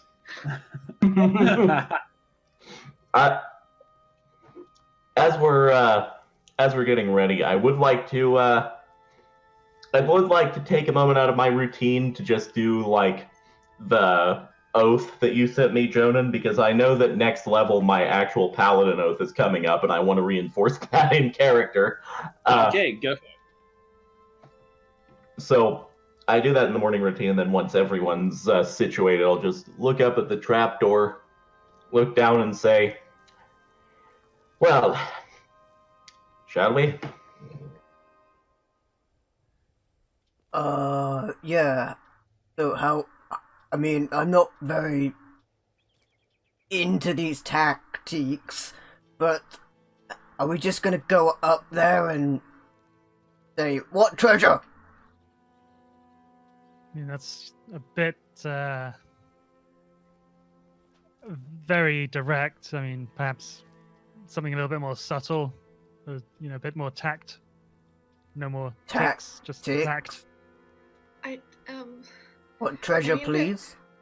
they're ghosts, right? Are they gonna be as dickish as the other guys? Probably. I mean, in my experience, ghosts tend to hang around for a reason, and most of those reasons are fairly selfish, so probably. Okay. Baldraff, you're some sort of holy thing. How do you get rid of ghosts? Give me a 3-step plan. Well, depending on what the ghosts are stuck here for, these ones seem to be fairly focused on the treasure. So I would say that there's going to be a very slim possibility of resolving this without, some kind of confrontation. Not going to lie. What if the treasure is their friendship to each other? So we go up there and we cast Hug level 3. Awesome. Okay, Jonan, weird question. What was the card that I got? The fortune card? Yeah. It said about alchemy, and she described it as a possible location of the final battle. Right. I just remembered a tower, and I was like, wait. So I don't think we're gonna get anywhere unless we decide that, it's not ghosts, but it's the statues. We could send Clankers up and make him have a charisma check, like, what's up, ladies? In character, Anyone got any armor polish? in character, I will say, looking at Maldrath, well, I think out of all of us, it mostly falls into our purviews to deal with such things. It helps that we're fairly resilient as well. Touch wood, and he finds something that's wooden. Hopefully, the ladder. The ladder is made of Touch metal. The firewood. The door is made of wood. You touch the firewood. The lit firewood. Fire heart. I think the best thing we can do is try and lay these spirits to rest, and if not, then, well, plan B is as it always ever is. Okay, so are we all gonna go up there, or just you guys, or Oli? I think, yeah, if we just go up by ourselves first, and then if it sounds like we're in trouble, then rush up. Alright, make a subtle signal like, help us! We'll know what it means. I'll nod at that and just approach Maldrath and say, again, as always, that's usually the plan. Wait, before you go. And I quickly, I quickly tap Maldrath on, like, the knee, and I'll cast Blur on you. I am now just So, a black mass of... Everybody has disadvantage on attack rolls against you. Unless they see through illusions. I hit my head really hard, Maldrath. There's like 1 million of you, and I can't count anywhere near that. So you just go up there, buddy. Right.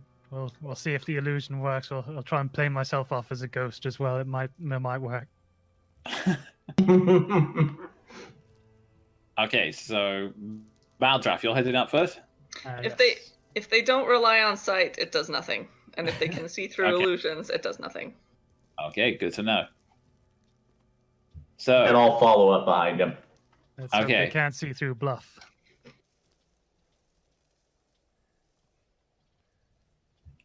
you two climb up the trapdoor and slowly open. And once again, you hear the wind picks up and you hear the voices once again saying, "Be gone! The treasure is ours!" We've come to speak with you. There is no response. the wind just picks up faster and faster. And While Oh. I was going to say, is there any obvious place for this treasure? Is it anything that stands out while I'm up here? Because I've not been up here make before. me a perception check. I'll also do that. I'm gonna say something after Maldrap's completely done too. I don't know why I rolled persuasion. Uh, That should. I think it's the same roll if you're proficient Oh, in never perception. Okay. No, there would be different stats. No, it's a +4, and Ha! both of you look around. Aldra, you're more perturbed by the spiritual energy, but Jean, you look around, and strangely enough, there doesn't appear to actually be anything on this roof. Like, you're surveying the snow just in case there's anything buried under it, and yet nothing.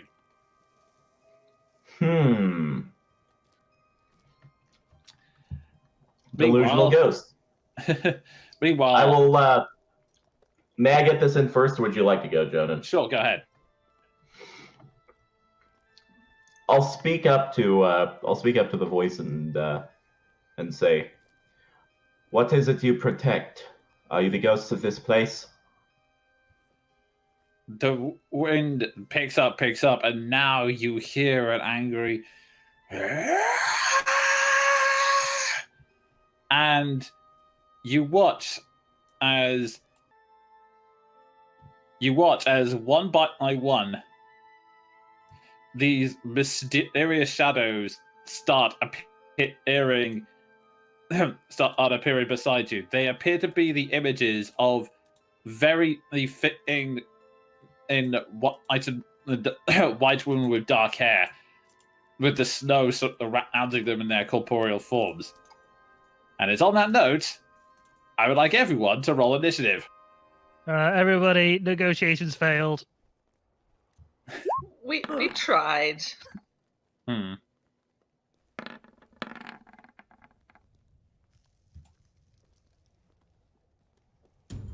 Wow.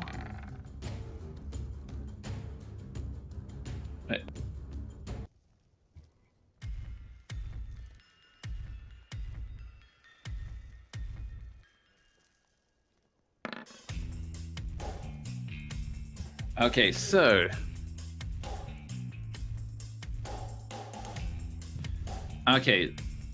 this time round we have Seth right at the top, then Ward, followed by Maldraff, followed by Ward, followed by Maldraff, followed by, I believe it is, yeah, it looks like I am last where I belong. Oh. Followed by Jean, and then followed by Keldrin.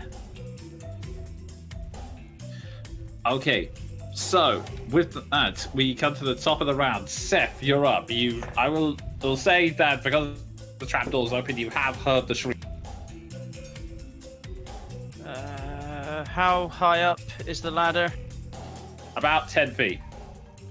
So I can clear that in a round then, yeah? Yeah. Right on, I'll move up the ladder.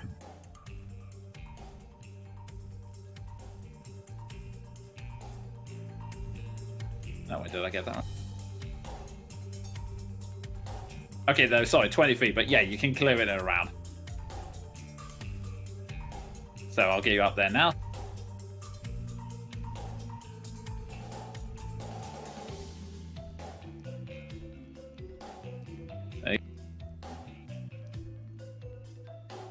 I can't really position myself anywhere else now, can I, without getting attacked?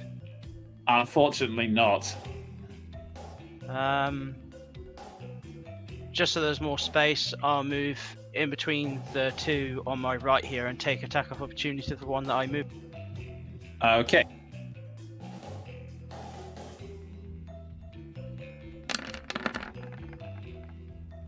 And looks like it missed either way.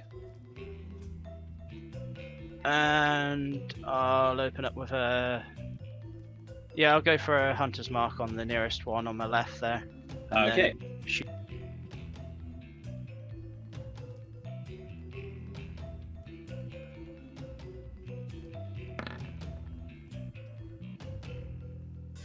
Okay, that is a definite hit. You shoot straight at it. It's a very visual image, and you detect this disturbance, and it shrieks as the damage comes through. It sort of collapses, becomes like a flurry of snow for a moment, and then reforms. You don't know how much damage to done to it, but with the shriek, you're positive you've at least done something to it.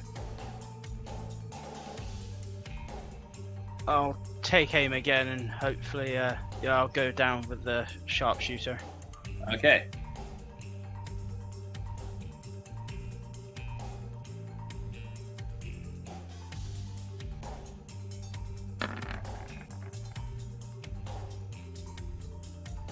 And that's a hit. Let's see.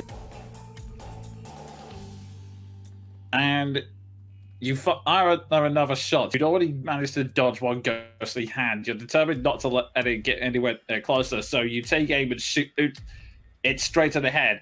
It's another shriek. It collapses. It still reforms. A little shakier, but it's still...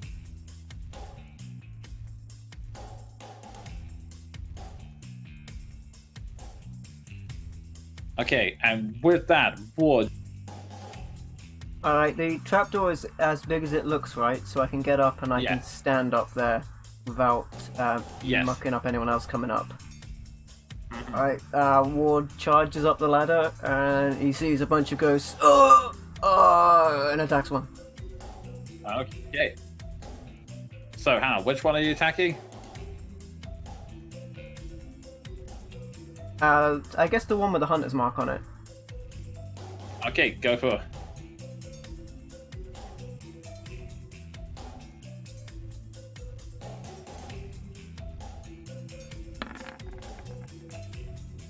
And that is a hit. Reacting on instinct, you see Seth aiming his bow at one of the ghosts, and you just swing your sword straight at it.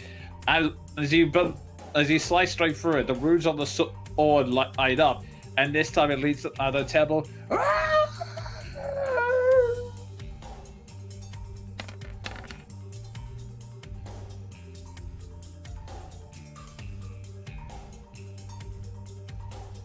Ah, 17 damage. It disappears like snow on the wind. Okay, I'm gonna rage as a bonus action.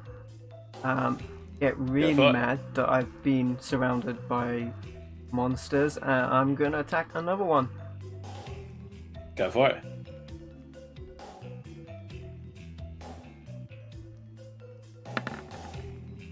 Sorry, that's plus 10, but I imagine it still hits, right? It still hits, regardless. Yeah.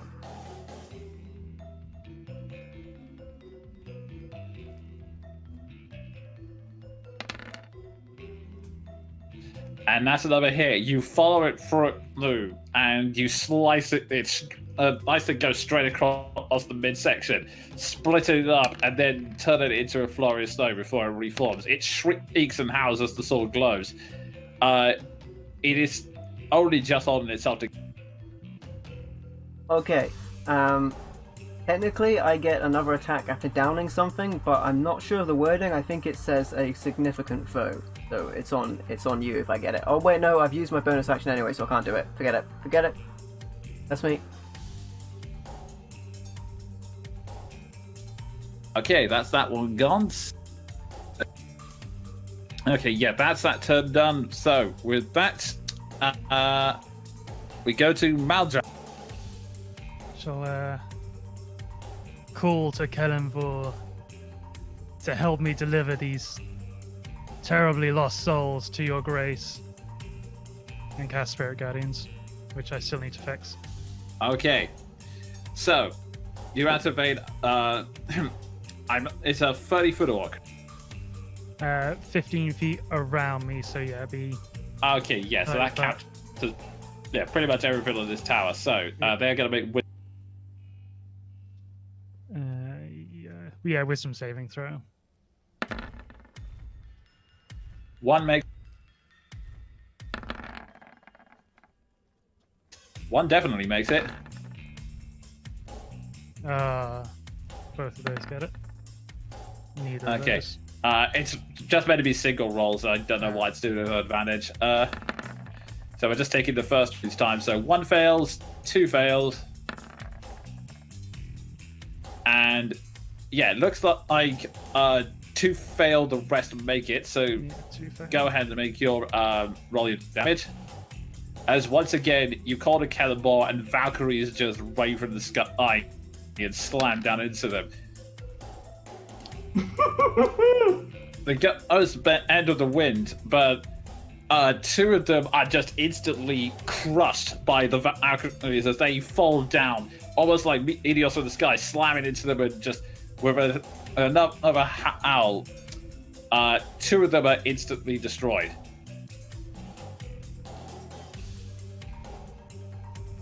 And yeah, that'll be me done. Yeah. So The rest.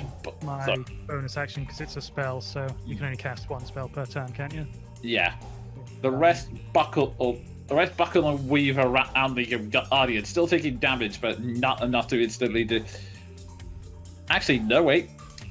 One of the tries to get out of the way, but is then pinned, so it is then taken out as well because it would be damaged by ward and it couldn't take.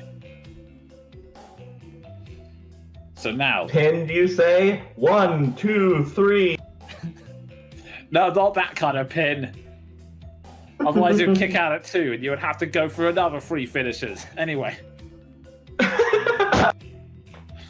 Okay, so from one. Okay, we're focusing on one dirty fit at a time. Okay, with that, it comes round to their turn, and the ghost next to you is going to reach out and try and touch you. Oh.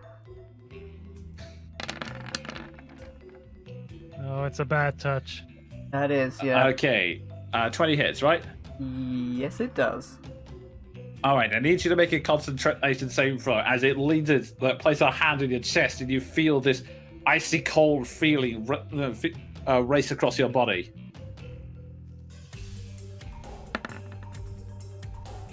Oh, come on. It's one of my best saves, and I have to roll a 2. You were so stunned by the sight of the falling Valkyries that the cold catches you by surprise and you aren't able to prepare your body for it. You take 5 points of cold damage, and your maximum HP is also reduced by that number as well. Question. Ward has that thing where he basically halves all damage, right? Actually, yeah, true. I have cold damage as well. Oh yeah, you're right. Okay, so the rule still exists, but it's only 2 points of cold damage, sister. So your maximum HP is reduced by 2. And the other one is going to try... The other one's going to try the same on you. He has disadvantage from blow. Ah, yeah, good point. So, 13. Who's that on? Sorry, myself. No, Maldraff. Maldraff, what's your AC? Oh, 19. Yeah, it's Okay, so Crazy. yeah, you limit it as it tries to reach you. The it aims for the blood image, but just completely misses it. So the hand just ends up in front of you, and then pulls back in alarming confusion. At which point, let's see what can I do. Yeah, there's not much it can do. So, this one is now just going to try and circle around between you two. So it's over here. And yeah, there's not much else it can do aside from that. So, with that, Jean. Can I get right here? Like, is it a space? Yes. Is there a space I can squeeze into? Yes, you can just about fit in there. Sean, he come to town. Combat roll. 1, 2. Okay, 20 and 24. both of those hit. This is my favorite figure in the game right here. 29 points of damage. Okay, let me just that's a lot of damage. You come in and slice it, you come in and slice between them. Your trademark combo 1-2. Another shriek as the snow dances around the blade, and tries to reform itself, and let's see. It somehow it only just manages to survive at this point. It is it looks like you shrieking and wailing, but it is it is heavily reduced into. Actually, no, wait. I forgot. Also, the Valkyrie. It would have stood up and not taken a hit from the Valkyries, in which case it is now completely dead. With the 1-2, the snow dances around your blade, and then with one last fades away. All right. Anything else you want to do on your turn? I would like to press push to talk. I have to be I have to be a ham just for a second. I'd like to do the flourish, just the and say, "Be at peace." Nice. Okay, and with that, Keldrin, you're up. I'm gonna scurry up the ladder and like poke my head out and see what I see. I'd like to still be like mostly inside, please. Okay, the trapdoor's open, you poke your head up, you see everyone else surrounding you, there's just one last ghostly figure with, that's just sitting there swaying in the snow. Unfortunately... Sorry, go ahead. I would like to take like a shot through somebody's legs at it. Produce flame! Okay, go for it. Don't miss. You fire between Ward's legs, singe his goody goods. That's a hit. And I'm just checking something real quick. Okay, that's a hit, and Fire damage. Yeah, you throw between Ward's legs, and the fire hits the edge of the what appears to be this ghostly skirt, and it shrieks as the flames lick around it. It's still somehow alive, but it is very weak and very vulnerable to it. I duck my head back underneath the trap. Fair enough. Yeah, that would have taken damage from the Valkyries as well. Yeah. Like, yeah, but it's still not quite dead yet. I tossed a cantrip at it. I was not expecting a kill shot.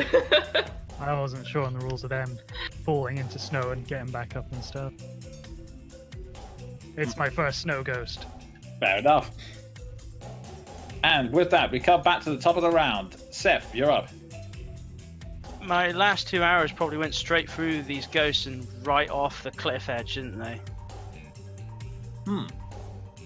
Yeah, I'm afraid they probably would have.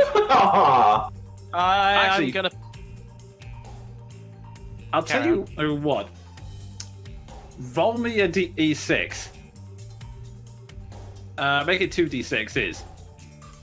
If it's even, they went over the cliff. If it's odds, they hit the battlement on the other side. So one hit went over the cliff, the other one managed to hit one of the battlements and bounce onto the floor. Yeah, I'm just gonna pull out my dagger and go at it. Okay, go for it. You could position yourself to flank with Ward. That should just finish this thing. Good point. And I get the extra d6 from Hunter's Mark as well. Okay.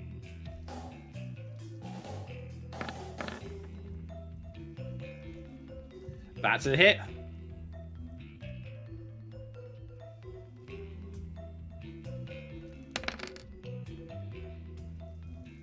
That was a hit. As it's still shrieking from the flames, you manage to nimbly step around, wheel the dagger, and plunge it straight into the ghost's bag.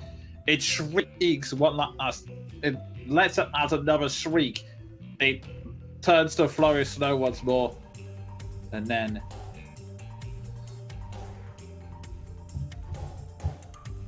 all is quiet once more as the ghost fades away and the battlefield falls silent. Seth unlocks achievement, killed something with something other than an arrow.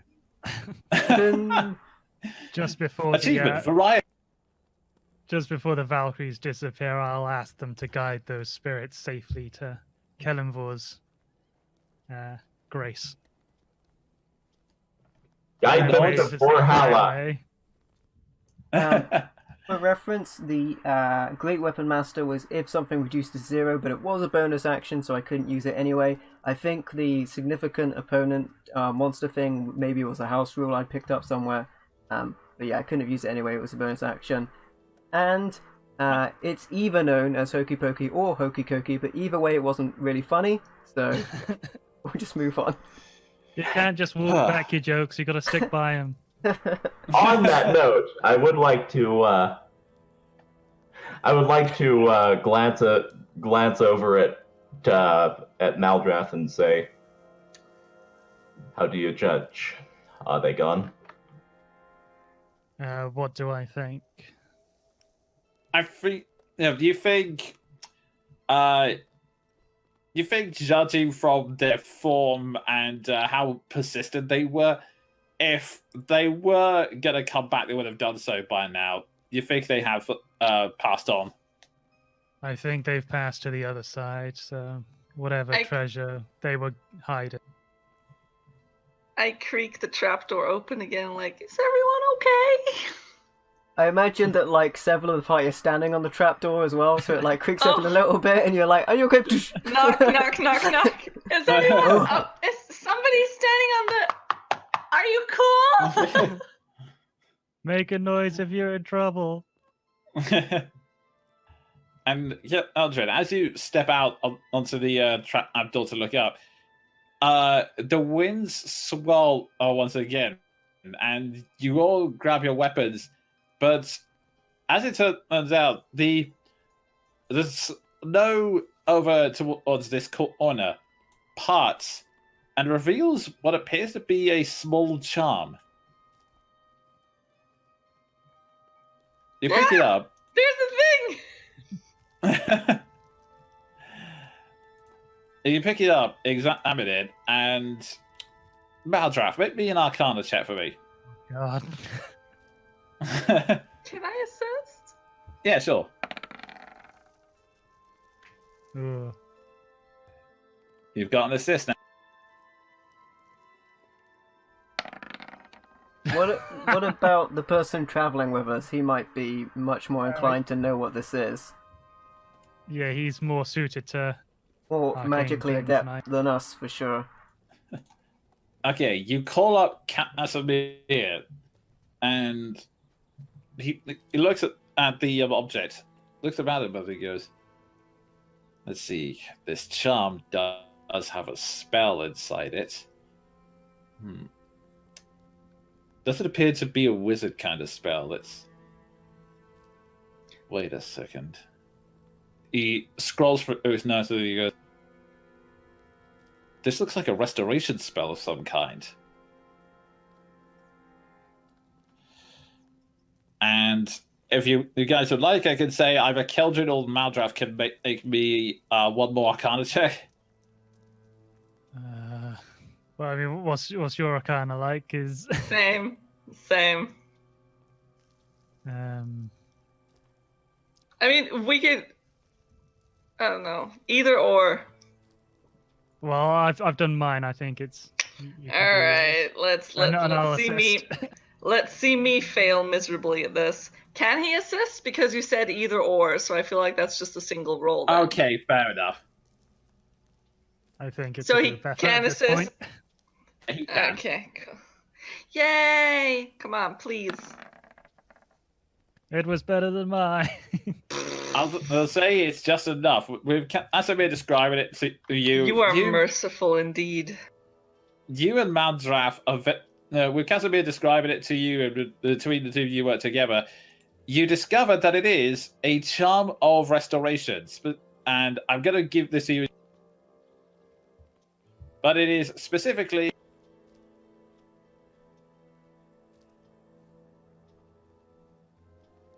Ooh, is it in the journal? There we go. It should be now. And it is specifically a charm of restoration, which has some charges.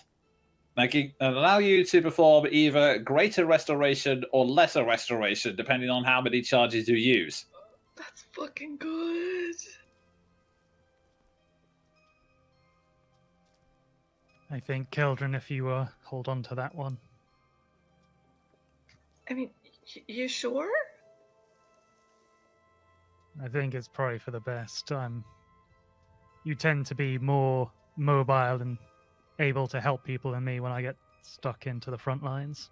Could we use this on the wizard? Okay. Mordekainen? That's a good point. Yeah. Casimir at this point speaks up and says, however you use it, be careful. It doesn't look like it's going to last much longer. It's a very old charm. Oh, Well, okay. We don't have a huge amount of time anyway, so I'll be careful with it then. Keep it for emergencies. I return with Lennis. Awesome. Treasure. We got a charm of restoration. Oh, wow, that sounds excellent. It's old, so we only have 6 charges and it doesn't recharge as usual magic items do, but it's gonna be useful. Is it lesser restoration or greater? Because greater would be amazing. It's both. Both. yeah, Holy crap! 6 It only charges has is lesser. It only has 6 charges to use. You use 4 to cast greater and 2 to cast lesser.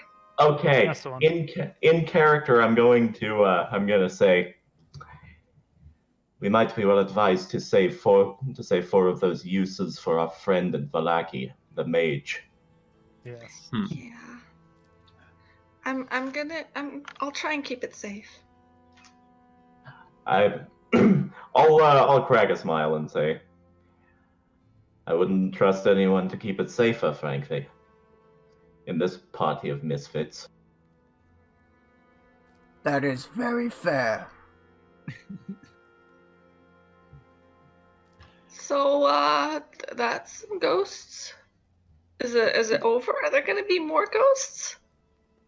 I would like Undoubtedly, to. but not here, I don't think. I would like to just glance up at the skies and say, I'm still getting a hang of this.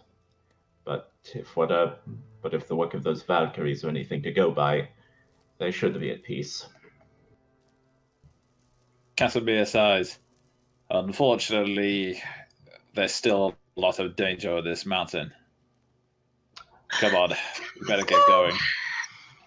I'll just nod and follow along. It just occurred to me that with my wolf pelt cloak, I probably look a lot like a very French Ned Stark, which bodes ill for me. A French Ned Stark. Hang on while I. No. Oh, winter, she is coming. Oh. Thank you, Ian. Thank you. Beware, my sword, which his name is Ice. Oh god. I'm so sorry for those watching in France. Who am I kidding? Very sorry. Very sorry.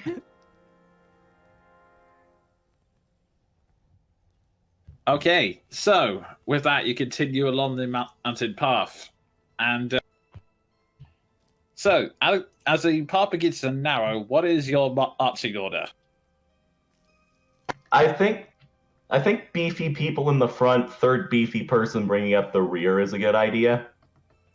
I mean, me and Clankers can take rear or front. You know, they're both pretty decent. I think let's. I think Ward and I up front, you and Clankers behind, and then Squishy's just sort of boxed in. I'd like to be the salad in this sandwich, please. Okay, so what did John front? Which means almost forgotten and kind of soggy. Covered in dressing. Oh my god. As you do. Okay. As you continue to march along, the snow is still whispering around. The snow is still whispering around, and as you march forward, I believe I'll double check. Seth is the only one with a passive perception above 15, right? Yeah, mine's 14. Yeah, mine's 14. 10 14. plus your perception, right? Mine is 15, Yeah. but not above 15. Okay. So, in that case, Seth, you're the only one who notices this. As you begin walking along the path, you hear a sound up above. You glance up, and you see towards the top of a peak that there is. You see what appears to be an animal, but then you realize, hang on, the proportions are wrong here. It's You cats! look up. It's the Cats trailer! No. Something equally terrifying, though. You look up, and you see what appears to be a giant mountain goat standing on top of the peak. And to make things worse, it's slowly scraping its hoof against the floor as it lowers its horns and looks directly at you. Oh, Everyone, roll initiative. Wow! Quick, Geldrin, talk to it. Tell it not to do that thing. What it's gonna do. Let's see what my initiative is. I've been rolling shite for it for now. Thanks, Seth, because you haven't noticed it. This would have been a surprise round. I'm Nope, expecting an avalanche. my initiative remains crappy. Holy. Oh God! Oh my god. So I much need to take a photo of this. This is unprecedented. It gets a surprise Got 10 round on anyway. initiative. You know, it gets a I guess surprise round technically it is anyway. a bit of a surprise. We're gonna get buttered off a mountaintop by a goat, Aye. and we're all gonna die. We're going to be feeling gruff in the morning.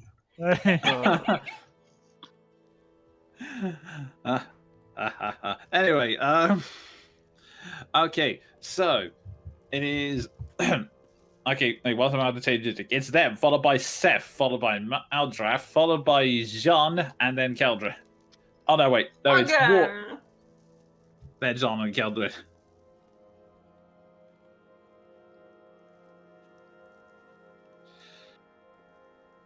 First, I need to switch music.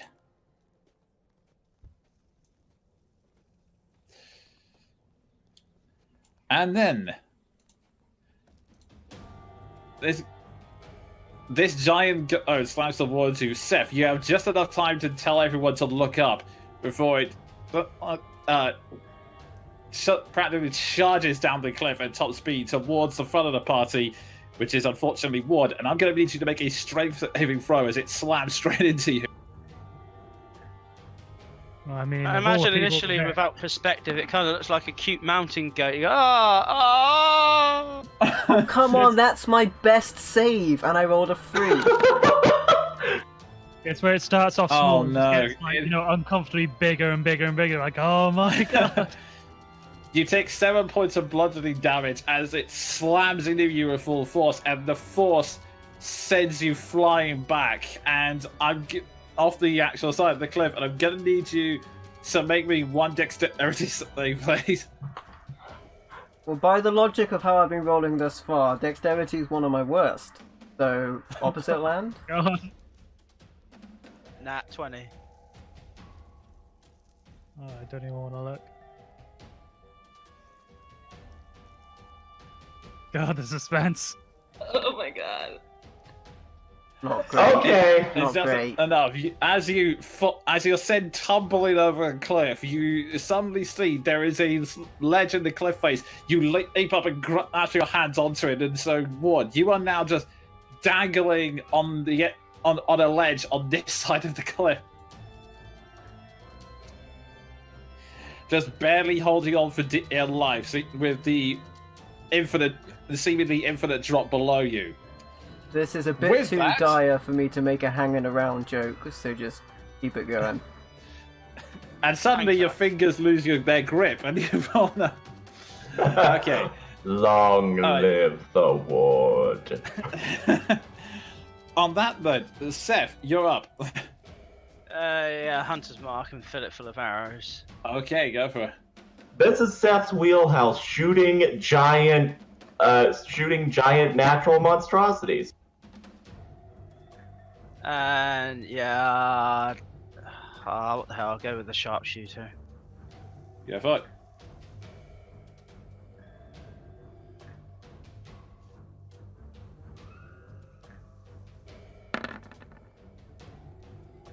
That's not. Yeah, it's the 11. Okay, the 11 just hits as it turns out. It's a big target, so there's not really any way you can miss, especially after it skids to a hole in front of you. And as it slams through the hole, it was moving a bit faster than you expected, but you were able to very sharply wheel around, and you slam this shot straight through its head and out the other side. It collapses, instantly killed. That's the best thing ever. I'm gonna look for more goats. And Okay, while you do, make me a perception check. if we're out of combat, I'm just gonna go to the cliffside and throw Ward a rope just instinctively.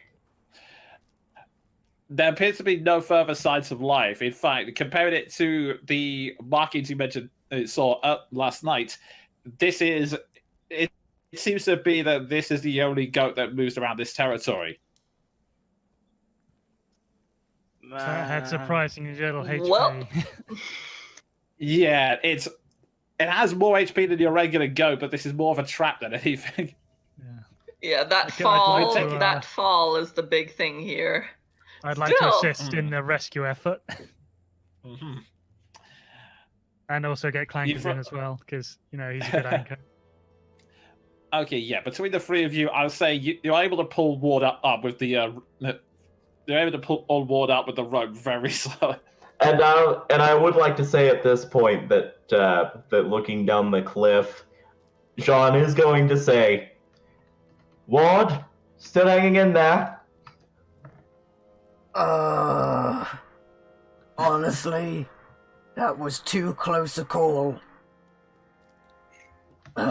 He just looks down the cliffside, shakes his head, and gets It back. happens. It's not been a good couple of days for Ward. A lot of close calls recently. Ward, I'm very glad you didn't decide to drop out.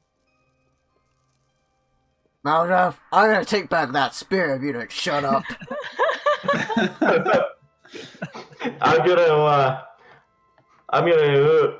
just gonna give Ward the bro pound on the back. He's alive, and I'm just gonna keep moving forward. Ward Making gives you perception check. A slightly non-bro punch on the shoulder. Just how At big least is the goat? Let's see. It's about twice the size of a regular goat. I'm just going to see. Here we go. The 9-foot goat it is. Okay, Clearly it's the gonna king take. That goat. would take quite a while then if I were to attempt to skin it. I was actually going to suggest that you do that because that's an extra pelt or a giant blanket. Go ahead and make me a survival check for that one. I will assist. Okay, go for it.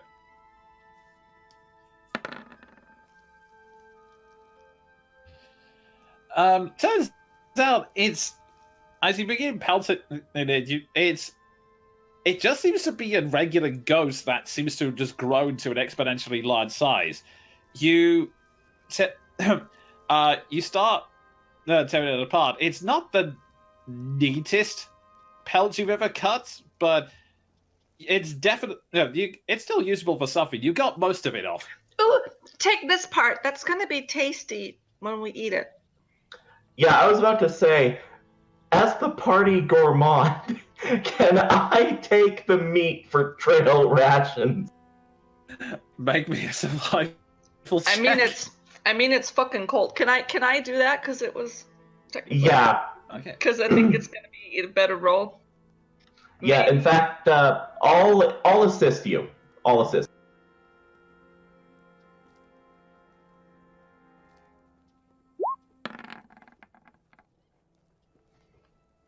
Okay, using Keldrin's knowledge and your recent training in cookery, you managed to get enough meat to enough supplies to you.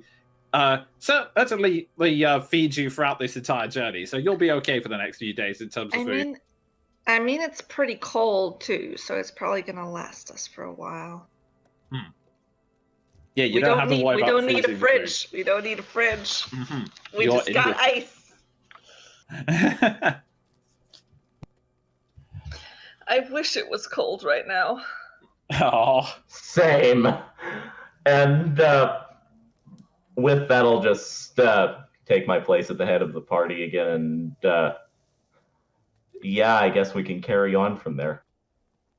okay. With that, the group continues its march through the I'll through the keep frozen an waste of eye the floor. out. I'll keep an eye out for stuff. Okay. Maybe some perception checks as you walk across the as you begin to approach a bridge, which I'll just read the description.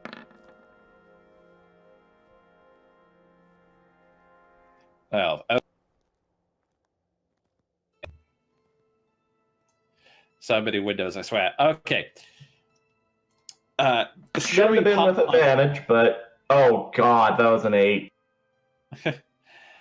The snowy pass comes to a gorge spanned by a stone bridge. At the end of the bridge is a 30-foot tall, 30-foot wide stone arch. Atop each one are 2 statues of armored knights on horseback with lances, charging towards each other. The wind bites and howls like wolves as he passes through the gorge. Statues again. Statues haven't been nice to us in here. Just like to have a look at these statues. Okay. Okay. You can discern that they don't appear to be alive in any shape or form, and you also think to yourself, well, if they did come alive, unlike the gargoyles, they don't appear to have any way of flying, and given that it's 30 feet up, they probably do more damage to themselves trying to charge to us rather than... They So don't have I any, think... like, bows or arrows on them, do they? They're just the lances, but you're thinking, given their equipment, we would probably be fine if they did turn alive. And with the other two, the perception checks, you don't detect anything, but it's kind of hard to tell as the wind is still picking up with the blizzard. So the bridge is made out of stone, yeah? The entire thing. Yeah. All right. I would like to roll a check on that to see if it's safe or if it is a health and safety violation. Go ahead. Is that perception? And lack of an archaeology roll, then yes. If I were a dwarf, I could just roll a stone cutting roll.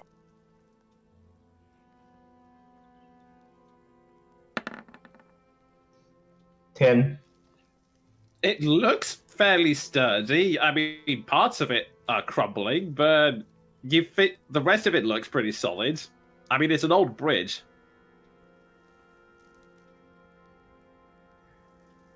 I'll look across and say, thin space. It may do for us to go single file and spaced out, just in case part of us gives way. After the goat attack, Maldrath would just like to walk around to the side of the bridge and have a look underneath it if he can to see if there's anything. No Okay. trolls. Well, I was thinking, ghosts and shit. Go under the bridge. To subvert my expectation. No. Yeah, exactly. You have a look underneath. There doesn't appear to be any signs of life under there. Although one thing that does become clear is that as opposed to everywhere else where you could only see fog underneath the cliffs, you now see a large a large torrential river flowing underneath it. So at least you'll see what you hit if you fall off. Also, I'm not sure if I'm supposed to see this, but it looks like there is a very smooth path down to the riverbank. I'm not sure if that's like where a you see glitch. this? Well, you know the triangles marking a steep gradient. Oh, to the left. okay. No, what that is, it's Roll20 pointing to the fact that there's an image of the horses on the right if you want to have a look at it. Oh. Right. So it's not actually a path down. It's still a straight plummet. It's just Roll20 and the map designers go, if you look this direction, you'll see what it looks like on the top. Well, I was just like, Alright. there's a very convenient path. That's almost too good to be true. Unfortunately. John and Ward are Alright, like, let's just fucking cross the bridge, yo. Let's see what happens. John and Ward are a little bit ahead, right, at this point. At least it looks like it. Yeah. John, my friend, we really need you. You're a good leader, and you know what? I've taken a couple of close calls recently. Let me do this. I'll look at you, let out a sigh, and say, "You do move faster than the rest of us. But before you go, I'm going to hand you the end of the rope and say, tie yourself to this, and if you go through part of it, I'll pull you up." All right, Pull 6 times if you get into trouble. but listen, John. You're the leader of this thing, right? They need you. And I know you guys can do this. If it comes to it, and it's me or you, let me go, okay? And I don't just mean it that way. Let everything you've got weighing you down go as well. People are counting on you, okay? I'll chuckle and say, "I can do one of those things. But after all we've been through, I would fight tooth and nail for anyone in this party. And that goes for my brother Grim. So on that note, go forth and try not to die." You know, I appreciate you as a brother, but I need someone to keep me in check, not the other way around. And, wanna know what I was thinking about on that ledge? It was her. And it doesn't matter if Razorwave killed her, or if I did in some mad rage. That's what I was thinking about. I honestly don't think I care about anything else right now.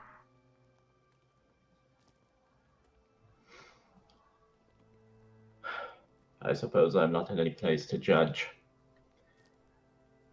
You're not the only person who's had the ghosts come back thanks to this place. It just occurred to me that's punny. Oh God. You know what, John? We're not all monsters.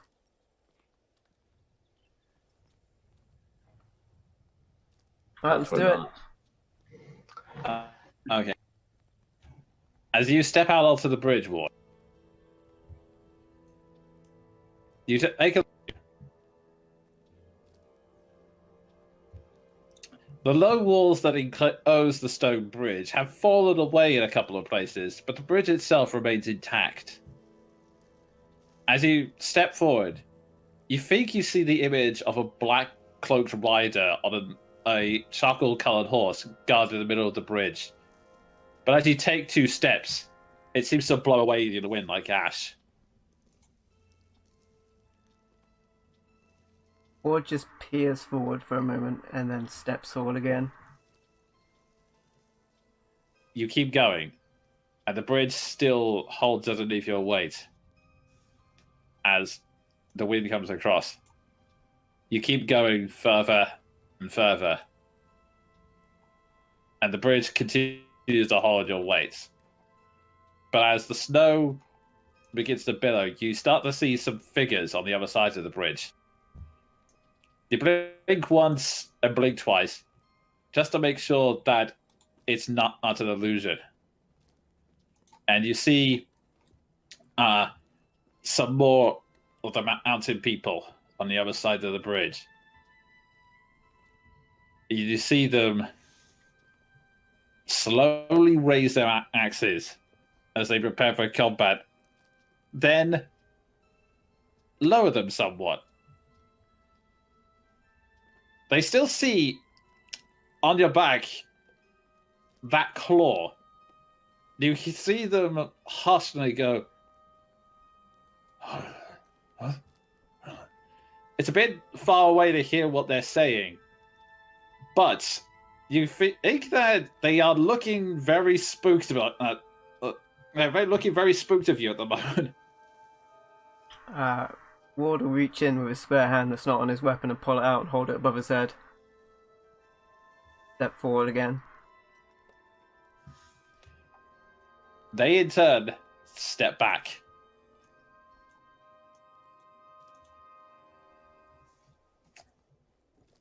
You never step forward, they step back. They're really not sure what to do with you right now. I think by this point, the rest of us are going to follow onto the bridge. Like, about halfway with the bridge not giving out, Jean will call back to all of you. Okay. And then, as you begin to step across, Ward, you're hearing whispers of, oh, giant bird, giant. They all speaking in hushed whispers. And as you're stepping forward, another voice suddenly echoes, no! Strike! Strike, I say! They're the ones I warned you about. The ones who only rely on strength. The ones who destroy... the ones who destroy lives. The ones... And you look to your side, War, as you see another ghostly apparition. And I want you to make me a straight intelligence roll. And Jean, I'll say you're close enough you can make it too. Oh, with my neutral modifier. You gonna crush it. Whoa, 15! Ward, you have no clue of who you're looking at. It's like a strange spectral figure. You've no idea who this is. Jean, you recognize it, and your blood runs cold.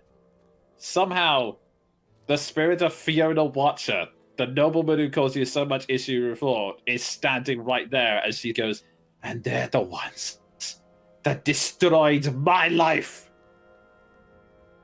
Everyone roll initiative for me, please. I mean, all of this is technically true. Oh. I mean, she was a cult leader, so you don't have to feel too I bad. was gonna say, we tried to bring her in. I rolled a good initiative, you guys. Hey. I don't know what to do with it. Okay, Mango's just too far away. He's like, what's happening? Guys, what is it? There's talking going Okay. on. Okay, so it's actually starting with Keldrin this time. Oh my Jesus. Oh gosh. Yeah, it almost going full circle. Followed by Seth, followed by Seth, followed by let's see, I'm trying to figure this all out. Yeah, it's then followed by Jean, then Maldraff. Actually, where's Ward in all this? He's 11, so he's technically. So it's Keldrin, Seth, Ward, Maldraff, Jean, then Maldraff, then finally, me in last place where I belong. Okay. So with that, Keldrin at the start of the round. As I change music. Okay.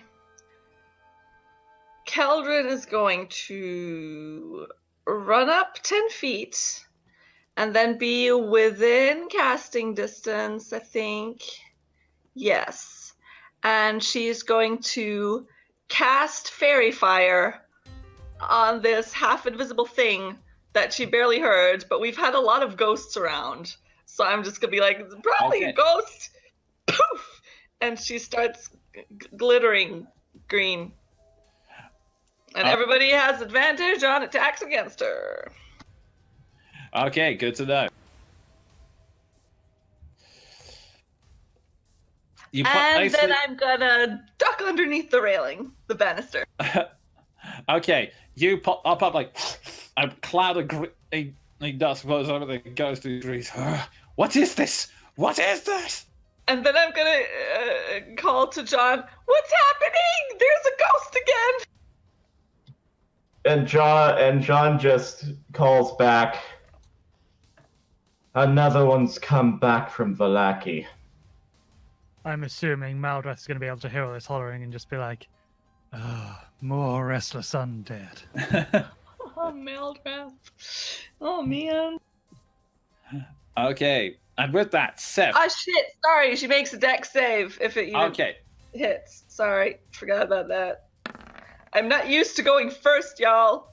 Fuck you. It was a 6, so anyway. Okay, so with that, Seth, you're up. It's not been an hour since we faced the goat, have we?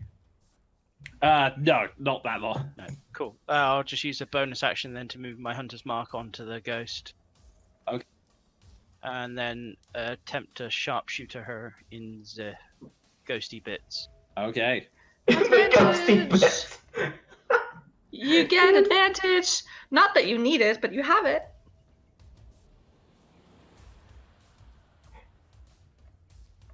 In the ghosty bits. Holy God. That's a definite hit. That's a 19 I rolled. That's a crit. Holy crap. Oh, yeah, because you're a fighter. Oh my God, if you just I'll have to roll the instantly... dice on top as well, because it doesn't do it with the system. Okay. What ghost? Where? Oh, man. All I see is glitter in the breeze. Okay. So, okay, so that'd be so you have a roll. You strike it, and she lights up this terrible shriek, and then for a moment she disperses and then reforms again. It's again, you're never 100% sure how much damage you're doing to these arrows, but you're doing something, and you know that was a strong hit. I'll try and do a bit more.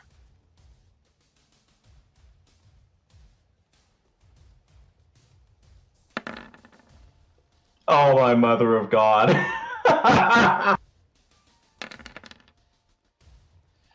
And another strong one.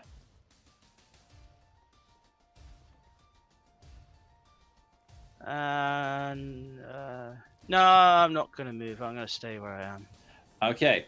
You fire another arrow. She still shrieks and thrashes about, and with that, Ward, it's your action. Alright, just the ghost, or do the villagers look like I say villagers, barbarians, whatever they are, they look like they're going to engage us? They're, I will say they seem to be unsure. They're not 100% sure what to do, because on the one hand, she is right, you do seem to be incredibly aggressive, but on the other hand, you do have a giant bird claw. Throw the claw at her. Throw the boomerang. That's a terrible idea, I'm so sorry. Ward is gonna cut the rope for his first attack, so he can move around.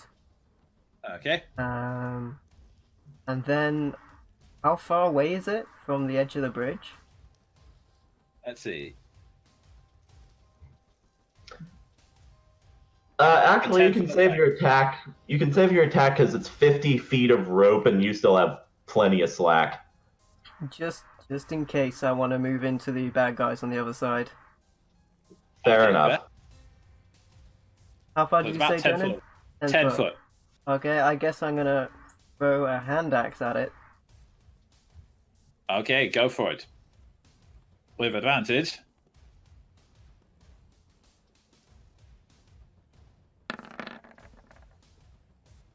You just crit. Wow. Ah, man, I love being a good support. You do an amazing job. We support you. You throw it straight like at her head. She shrieks and barks it. Again, it's a ghost. You're not 100% sure or what damage you've done, but you know it looks and feels good. I think we should bury the hatchet as I throw it at him. It's just water under the bridge anyway. We all die, the bridge collapses. We're it's the about we're the bridge over troubled water. Suddenly, the rock comes back. Oh God! Burb! Sorry, was that? That's yeah, I meant used to one attack on the rope and one attack to throw that. Oh yeah. Okay, so with that, it goes round two. Jean, you're up. Okay, I'm going to do something interesting here. 1, 2, 3, 4, 5. Let me check something. Could I throw my lance? Yep. Okay. Yep. You can. You probably won't get it back, but yeah, you can. It's a bold move, Cotton. Let's see if it pays off. Yeah, because the thing is, it'd be a strength-based roll, and I want it to be deliberately like played up because as I'm approaching, I'm going to look across the bridge and at the barbarians and say, You all, you heed her, yes? Then perhaps you should have a change of heart and heed those who slew your unholy creature in the mountains. We who slew this woman who misleads you. And I throw my lance. And Jonan, could I divine smite if this hits? Because it's a strength-based roll. True, but you're technically not holding on to it. You can't really channel power into it from afar, is my ruling on that. Okay. It'll still look cool if this happens. Yes.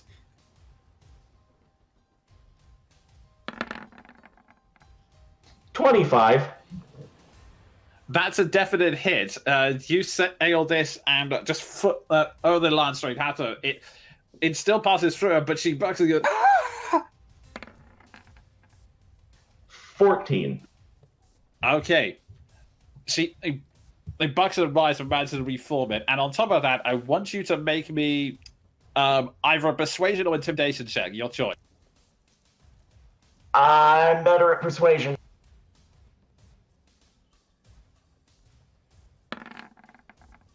$22. Your words do seem to be having an effect, especially how you're just sort of thrashing this ghost about. I do with believe- that, John, you realise I was being mostly figurative when I said let it go and not throw all your stuff at it. Like, hand axes are a dime a dozen. I'm going to just sort of as just sort of as one of those comedic asides, lean into him and say, "I can get another one from town. Just go along with it." Oh, whoa! Did I sell it? Good with luck. that, with that, Maldraff, you're up. No, I'm far away from it.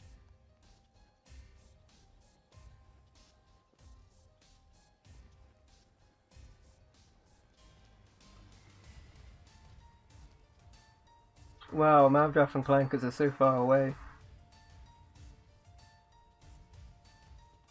Should be able to move to about there, I think. And that was the wrong button.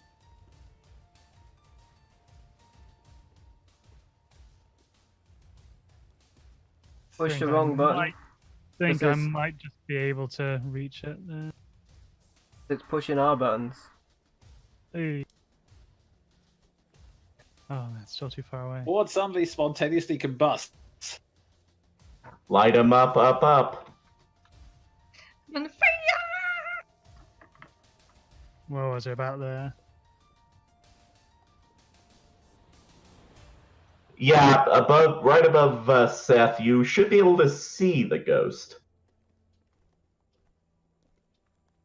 Man, I've been so long since I've been this far away from like the enemy. Oh, Okay, I'm just in range. Right. I'm going to being as I think, she's already been absolutely smashed enough and she's probably not going to be up for too much longer. And I'm way outside my effective range. I'm just going to point to her and shout that we've removed your evil from this world once before and we'll do it again. Time to move on. okay. With the Toll of the Dead. Okay, wisdom saving throw. I mean, being as she's probably magic, she's probably going to do it, but you never know.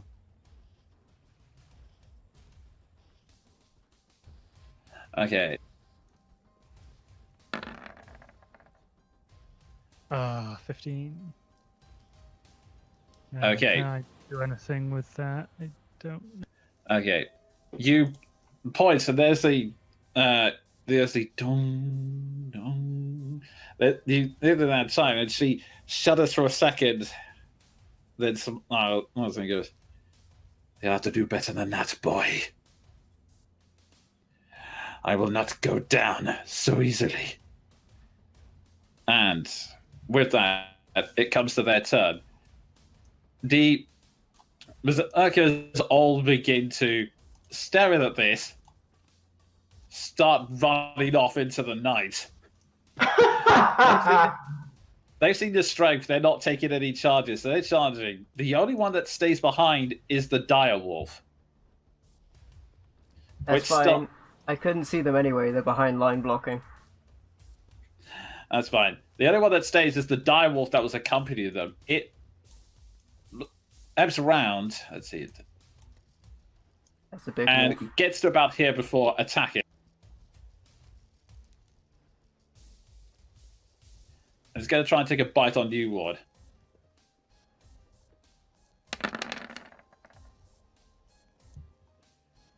Exactly. 16. Exactly hits.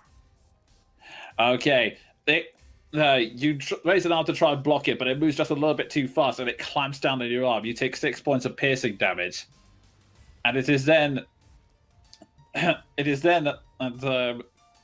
Fiona Watcher stares at you and goes, "What magnificent strength you have." It then flies towards you, Ward. And Ward, I need you to make me a charisma saving throw.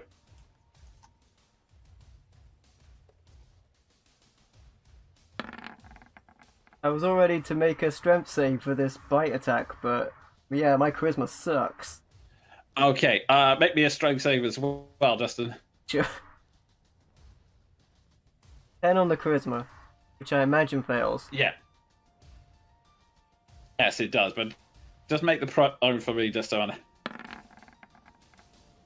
What is with me in saves today?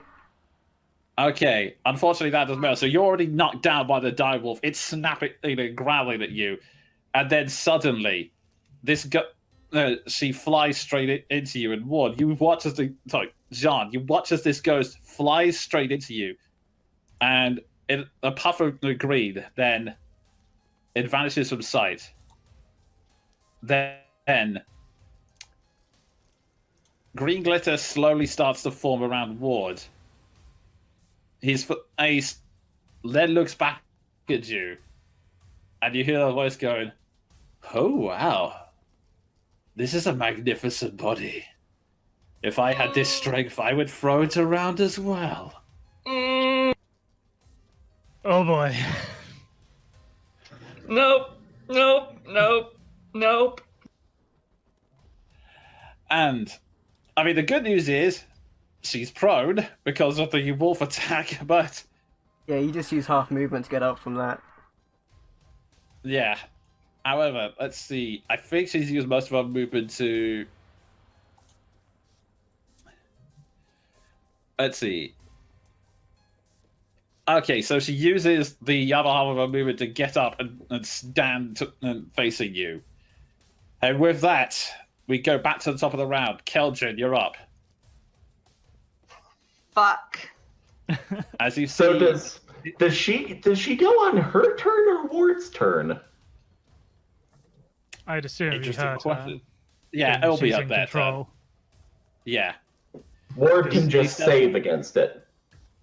I'd imagine. So I'm just gonna stare at this happening, and then I'm gonna look around to Maldred like, what do we do?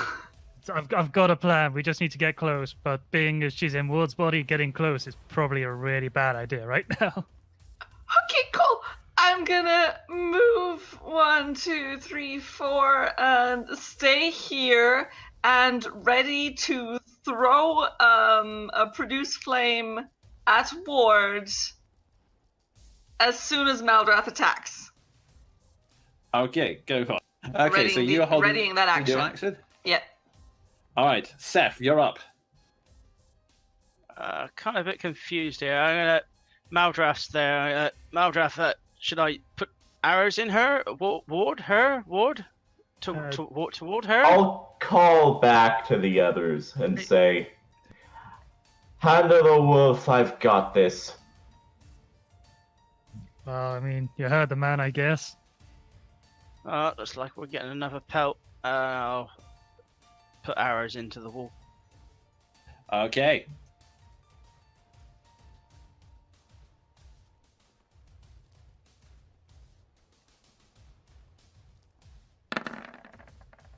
Not advantage, but still high. Yeah, that's a definite hit either way.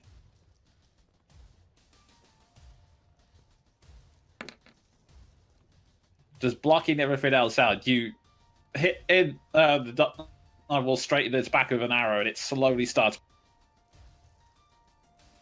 And then hopefully one to maybe finish it off. That is a hit. Go ahead and roll the damage. You slam another bolt just above its eye. It howls and it's heavily bleeding, still alive. I'll just step to the right a bit. Okay. And with that, Ward, let me just double check.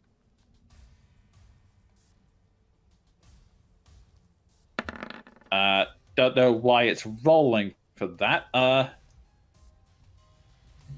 Okay, so the charisma do that. The possession lasts until the body reaches 0 hit point. The ghost end or is forced out by the effect of this spell or evil. When the possession ends. Okay. It unfortunately looks like Ward doesn't even get a throw to get out of this. That's cool. None of us know that either, so it's fine. Nope. We Yeah. have no idea. Yeah. So, on your turn, she merely cackles. So, with that, Jean, you're up.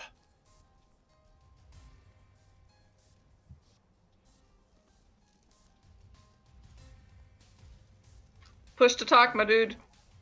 I Yeah. think he's spooky. Oh, okay. Oh man. It's totally come to this. We just had that conversation too. Admittedly, because I thought I was going to fall off the bridge.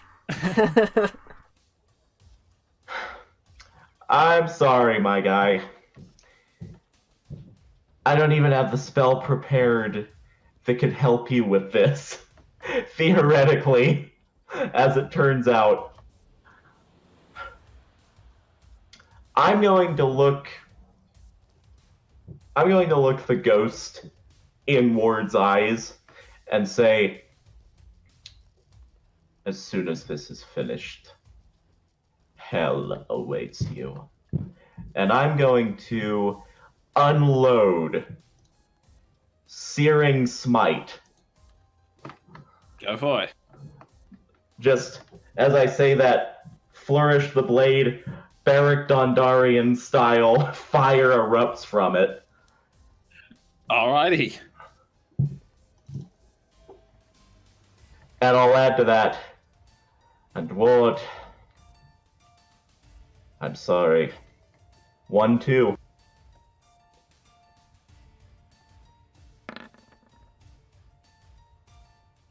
Oh. Actually, both miss. Unfortunately, as you swing in,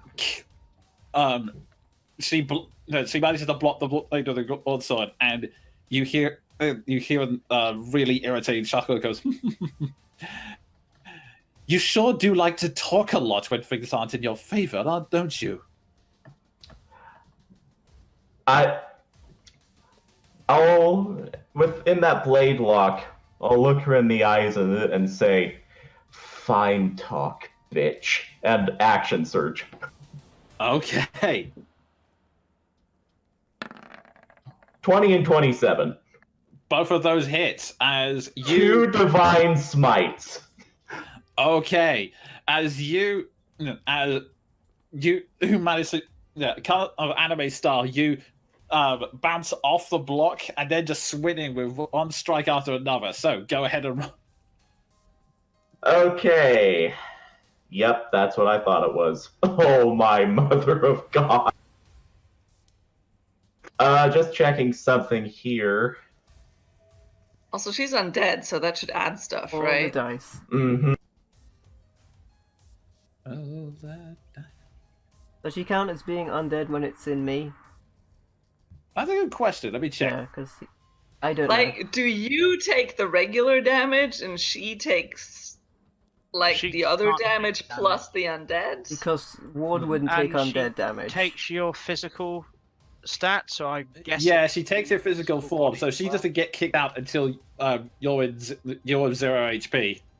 But you are a creature possessed by undead, so It doesn't say anything here about it. What does it say in the smite? just looking that up. Okay. Uh, Depending on the wording, I think it would just be you wouldn't get any additional damages whilst it's in one's body. the damage increases by 1d8 if the target is an undead or a fiend. Yeah, it says target, and then you specifically can't target her. Yeah. Yeah, that's unfortunately that's how it goes. But the But good still, news you is will. not raging. So you're going to get all that damage in. Yes. Sorry, Ward. This is gonna be a ton of dice anyway. That's okay, we need to drop him, otherwise we're not going to get her out. Which we don't know! 46 damage. Okay.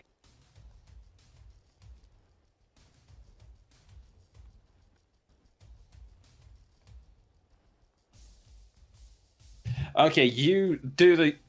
As I said, you bounce off the parry, you come in, your blade is like a blaze of holy power, and you slam 1, 2. That same cross slash now leaves a burning mark across Ward's chest, and she screams and goes, "But how? How do you have this much?" I'll look at. I'm again not breaking eye contact. I'm just going to say, I believe in gods you could never fathom. Now, do your worst. An unwavering mark. Okay.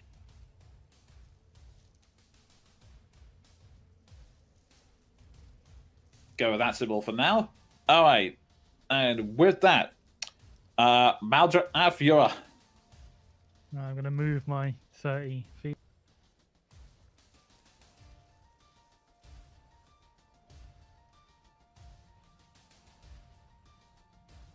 And then I'm going to call toward. So if you're in there, you got to trust me.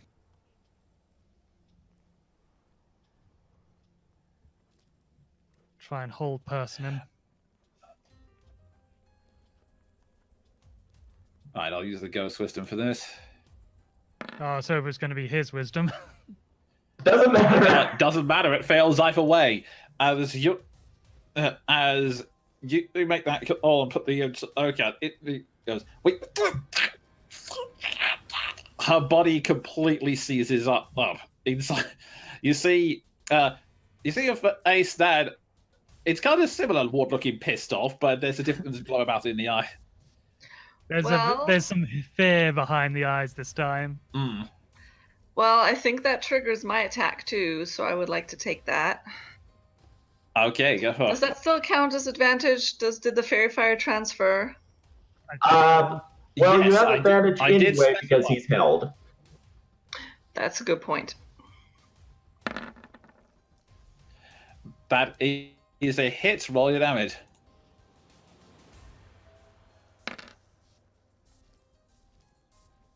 11. Magical fire damage. Okay, If that you means anything. you throw a flame straight for the X that's now on Ward's chest, and it bursts into flames, licking his skin. He's still not. He still doesn't appear to be unconscious yet, though. And with that, it comes round to their turn, and he is still having like. And meanwhile, the direwolf slowly backs up because it's beginning to realize there's not enough space for it to get around you two and carry on, and so it is now completely stuck. And meanwhile,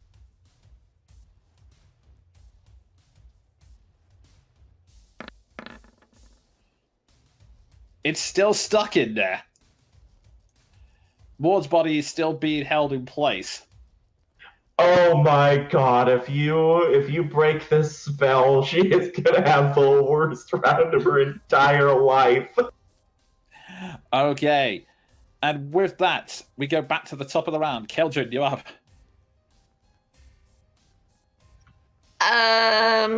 Okay, can I like get a little closer and have a better look at what the fuck is happening here? I want to see if like a dispel magic would do anything, if I should even try that. Okay, I will say I will we use have my this action to do a knowledge Okay, check well, or whatever. here's I the won't. thing. Yeah. Okay, wait, I'm going to clarify this since we had some confusion about it last time. I'm going to say, I meant to bring this up earlier. I'm going to say in future, knowledge checks are a free action. Any other kind of action, like a persuasion or whatever, that's going to be more than a... Oh, cool. So, like an Arcana? I'll try an Arcana. Or should Yes. I try his a religion? I think Arcana because I'm thinking of dispel magic right now. Yes, and plus the only reason it comes under religion is because Maldraf's entire religion is about undead. So, Whoops! It shouldn't be advantage. So that's a 9. I have Okay. no idea. yeah, you've no idea. You've seen it before when someone else was the kid, but you've no idea how anything was able to stop it in the first place. So instead, I'm gonna throw another cantrip at it. Okay. Just give that a shot. With advantage because of the combination of the fairy fire and being held still. 15. I think that misses, right? 16. All right. Yeah, Cool. it just That's my misses. turn. Like in the panic, you throw the flame and it just sort of zips over Ward's head. With Also, that I just said- realized I still don't know who is in there. I just saw a ghost, but I don't Okay, think in I fairness, recognized who it was. her voice did actually come out of Ward's mouth, so... Okay. Why do people keep coming back? Sucks. Okay, with that, Seth, you're up. I'll try not to make this hurt, Ward, but yeah, here we go. I'll aim for the legs. And yeah, I'll go for a longbow. Use the soft arrows. That's it. You lie. You can go ahead and put that X on Ward right now. Let's see. That is. Remember that scene from the end of the Fellowship of the Ring with Boromir? Oh. Yeah, you pierce straight through his. Yeah, you pierce straight through the leg, and he takes 12 points of piercing damage. It's still up, but the ghost is now looking very, very wild.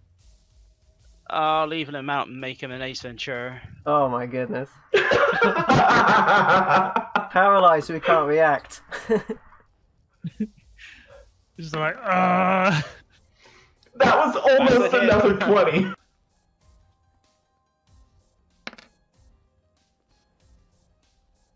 You hit the other leg, exact, and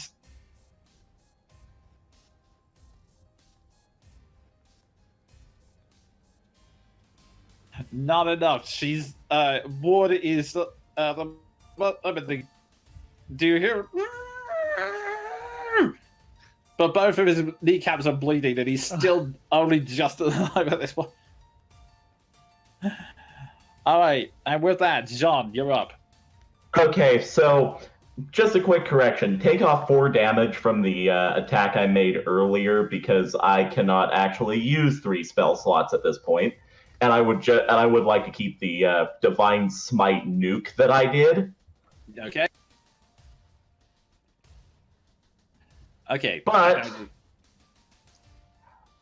okay, I'm gonna advantage this. I'm testing one testing hit and see if this takes him out. Okay.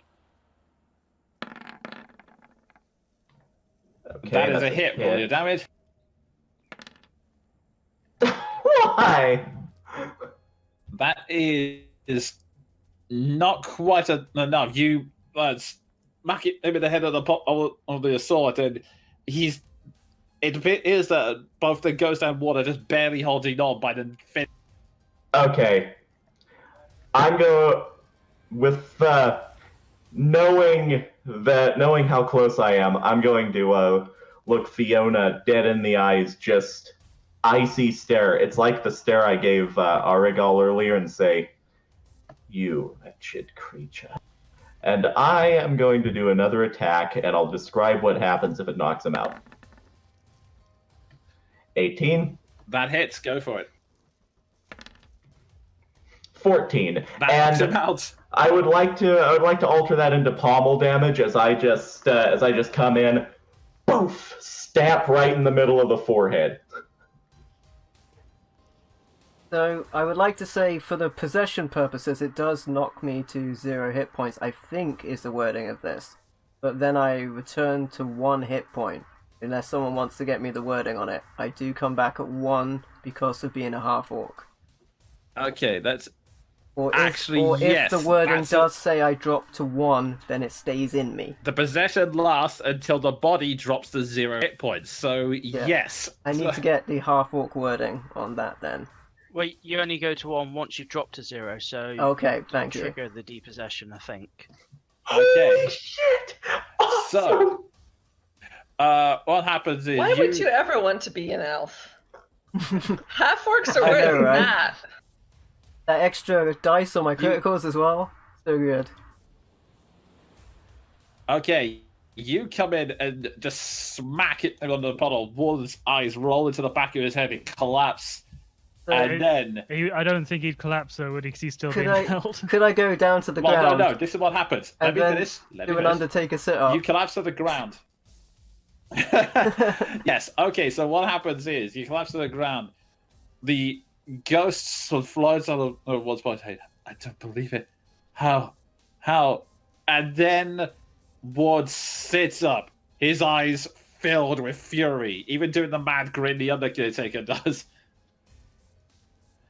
And on the end of my turn, I'd just like to look over my shoulder and say, Maldrath.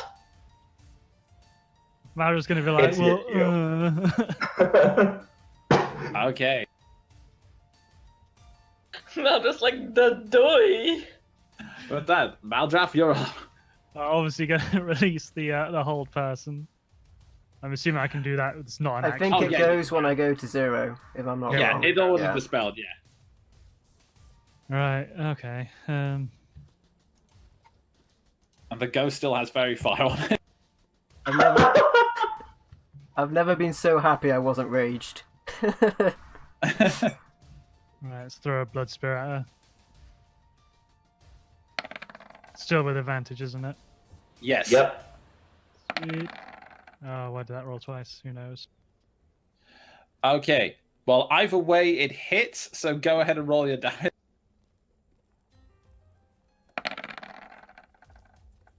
Okay, we'll add an extra d8 to that one, Okay. and then we'll break out the fun time. Of Okay. the, where is it? Oh my god, the black fire. Yeah. That's 20. That's another yeah, 21 damage. Had enough of this woman. Okay. Let's just see what this damage is. But actually, you know what? Look It's at this. not. It's 8 plus 3, so 11 plus the 21 from Blackfire. That's 32. Okay, in that case, in that case, it's accurate at this point. You slam the spear straight into the ghost and just focus all the partner and killing ball. There's like only another second for it to go. No, and then you watch as whatever ethereal energy was keeping her together ignites with black flame, and she lets out she lets out one last scream of fear, something she has never experienced before in life or afterlife, and she leads away. And you just watch as whatever is keeping her here is just, it doesn't even pass on to the next world. It just burns and dissolves. You destroyed her soul. Is that a hard enough try for you?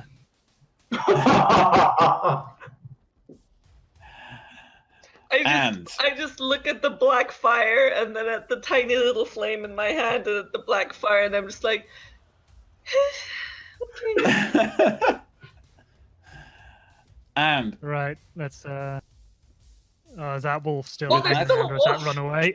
There's still a wolf. I'm gonna say when it comes around the later, it just legs it. Let's see what you did, and it, like, even with bestial instincts, that it's not not to convince it to keep fighting. So it just with his little bolts for the hills. You know how in cryptid and paranormal creepypastas, animals always know something ghostly is going on?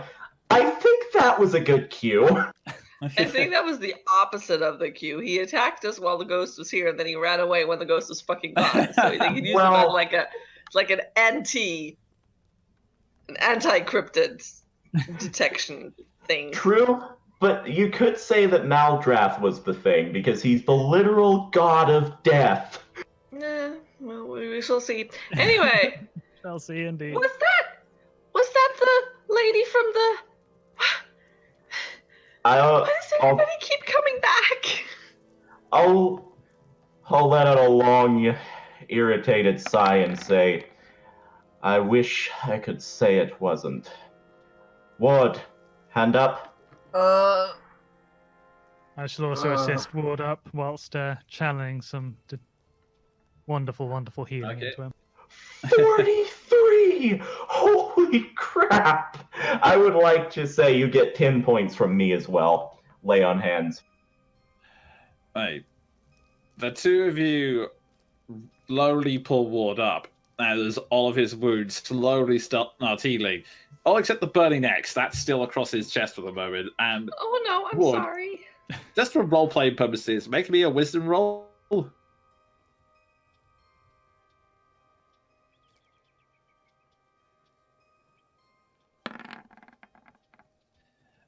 Yeah, I'll say that's enough. You were aware of what was going on at the time.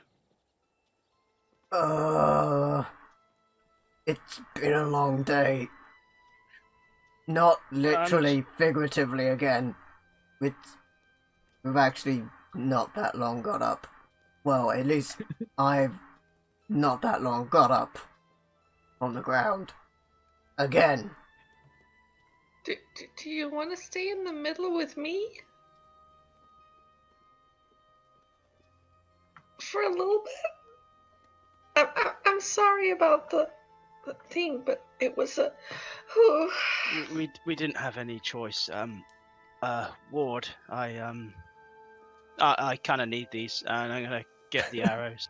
I will, however, throw a heal your way. I'm okay if the heals were burning because he's used almost none of his abilities. Seth, are you trying to waste that out with another arrow? It's the only tool I know how to use.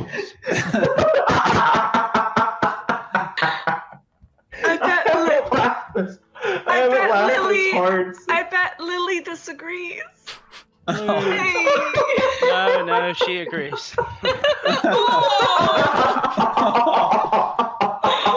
I haven't laughed this hard since Jonan rolled the 3 criticals in a row that one time. And so, with the pain in the knees slowly subsiding, it's still there a little bit. May I just point out that you are now the perfect Undertaker. You sat up from death itself, and you have bad knees. Science thing just. I do hope that's the last of your friends that comes back. We're only halfway through, and there's still the temple itself.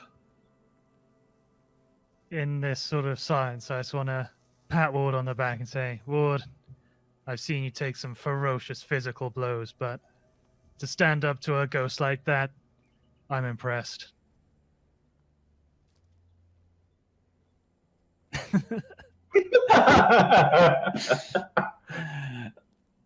And as Ward just bitterly decides to let that remark go, you continue your trudge along the Garkis Mountains, along towards the temple. Part of you is confident, but also a little bit afraid, because there can't be anything worse than what you faced already. Like, that's a fucking lie. I was about to say, right? And that's where we're going to end tonight's session, folks. Alright, my friends, as more of our past friends come back to attack us, thank you for joining us. If you like the video, don't forget to leave a like or a comment to let us know what you think. And don't forget to subscribe for more awesome content. We've had a ton of fun, and we will catch you next time on The Curse of Strahd.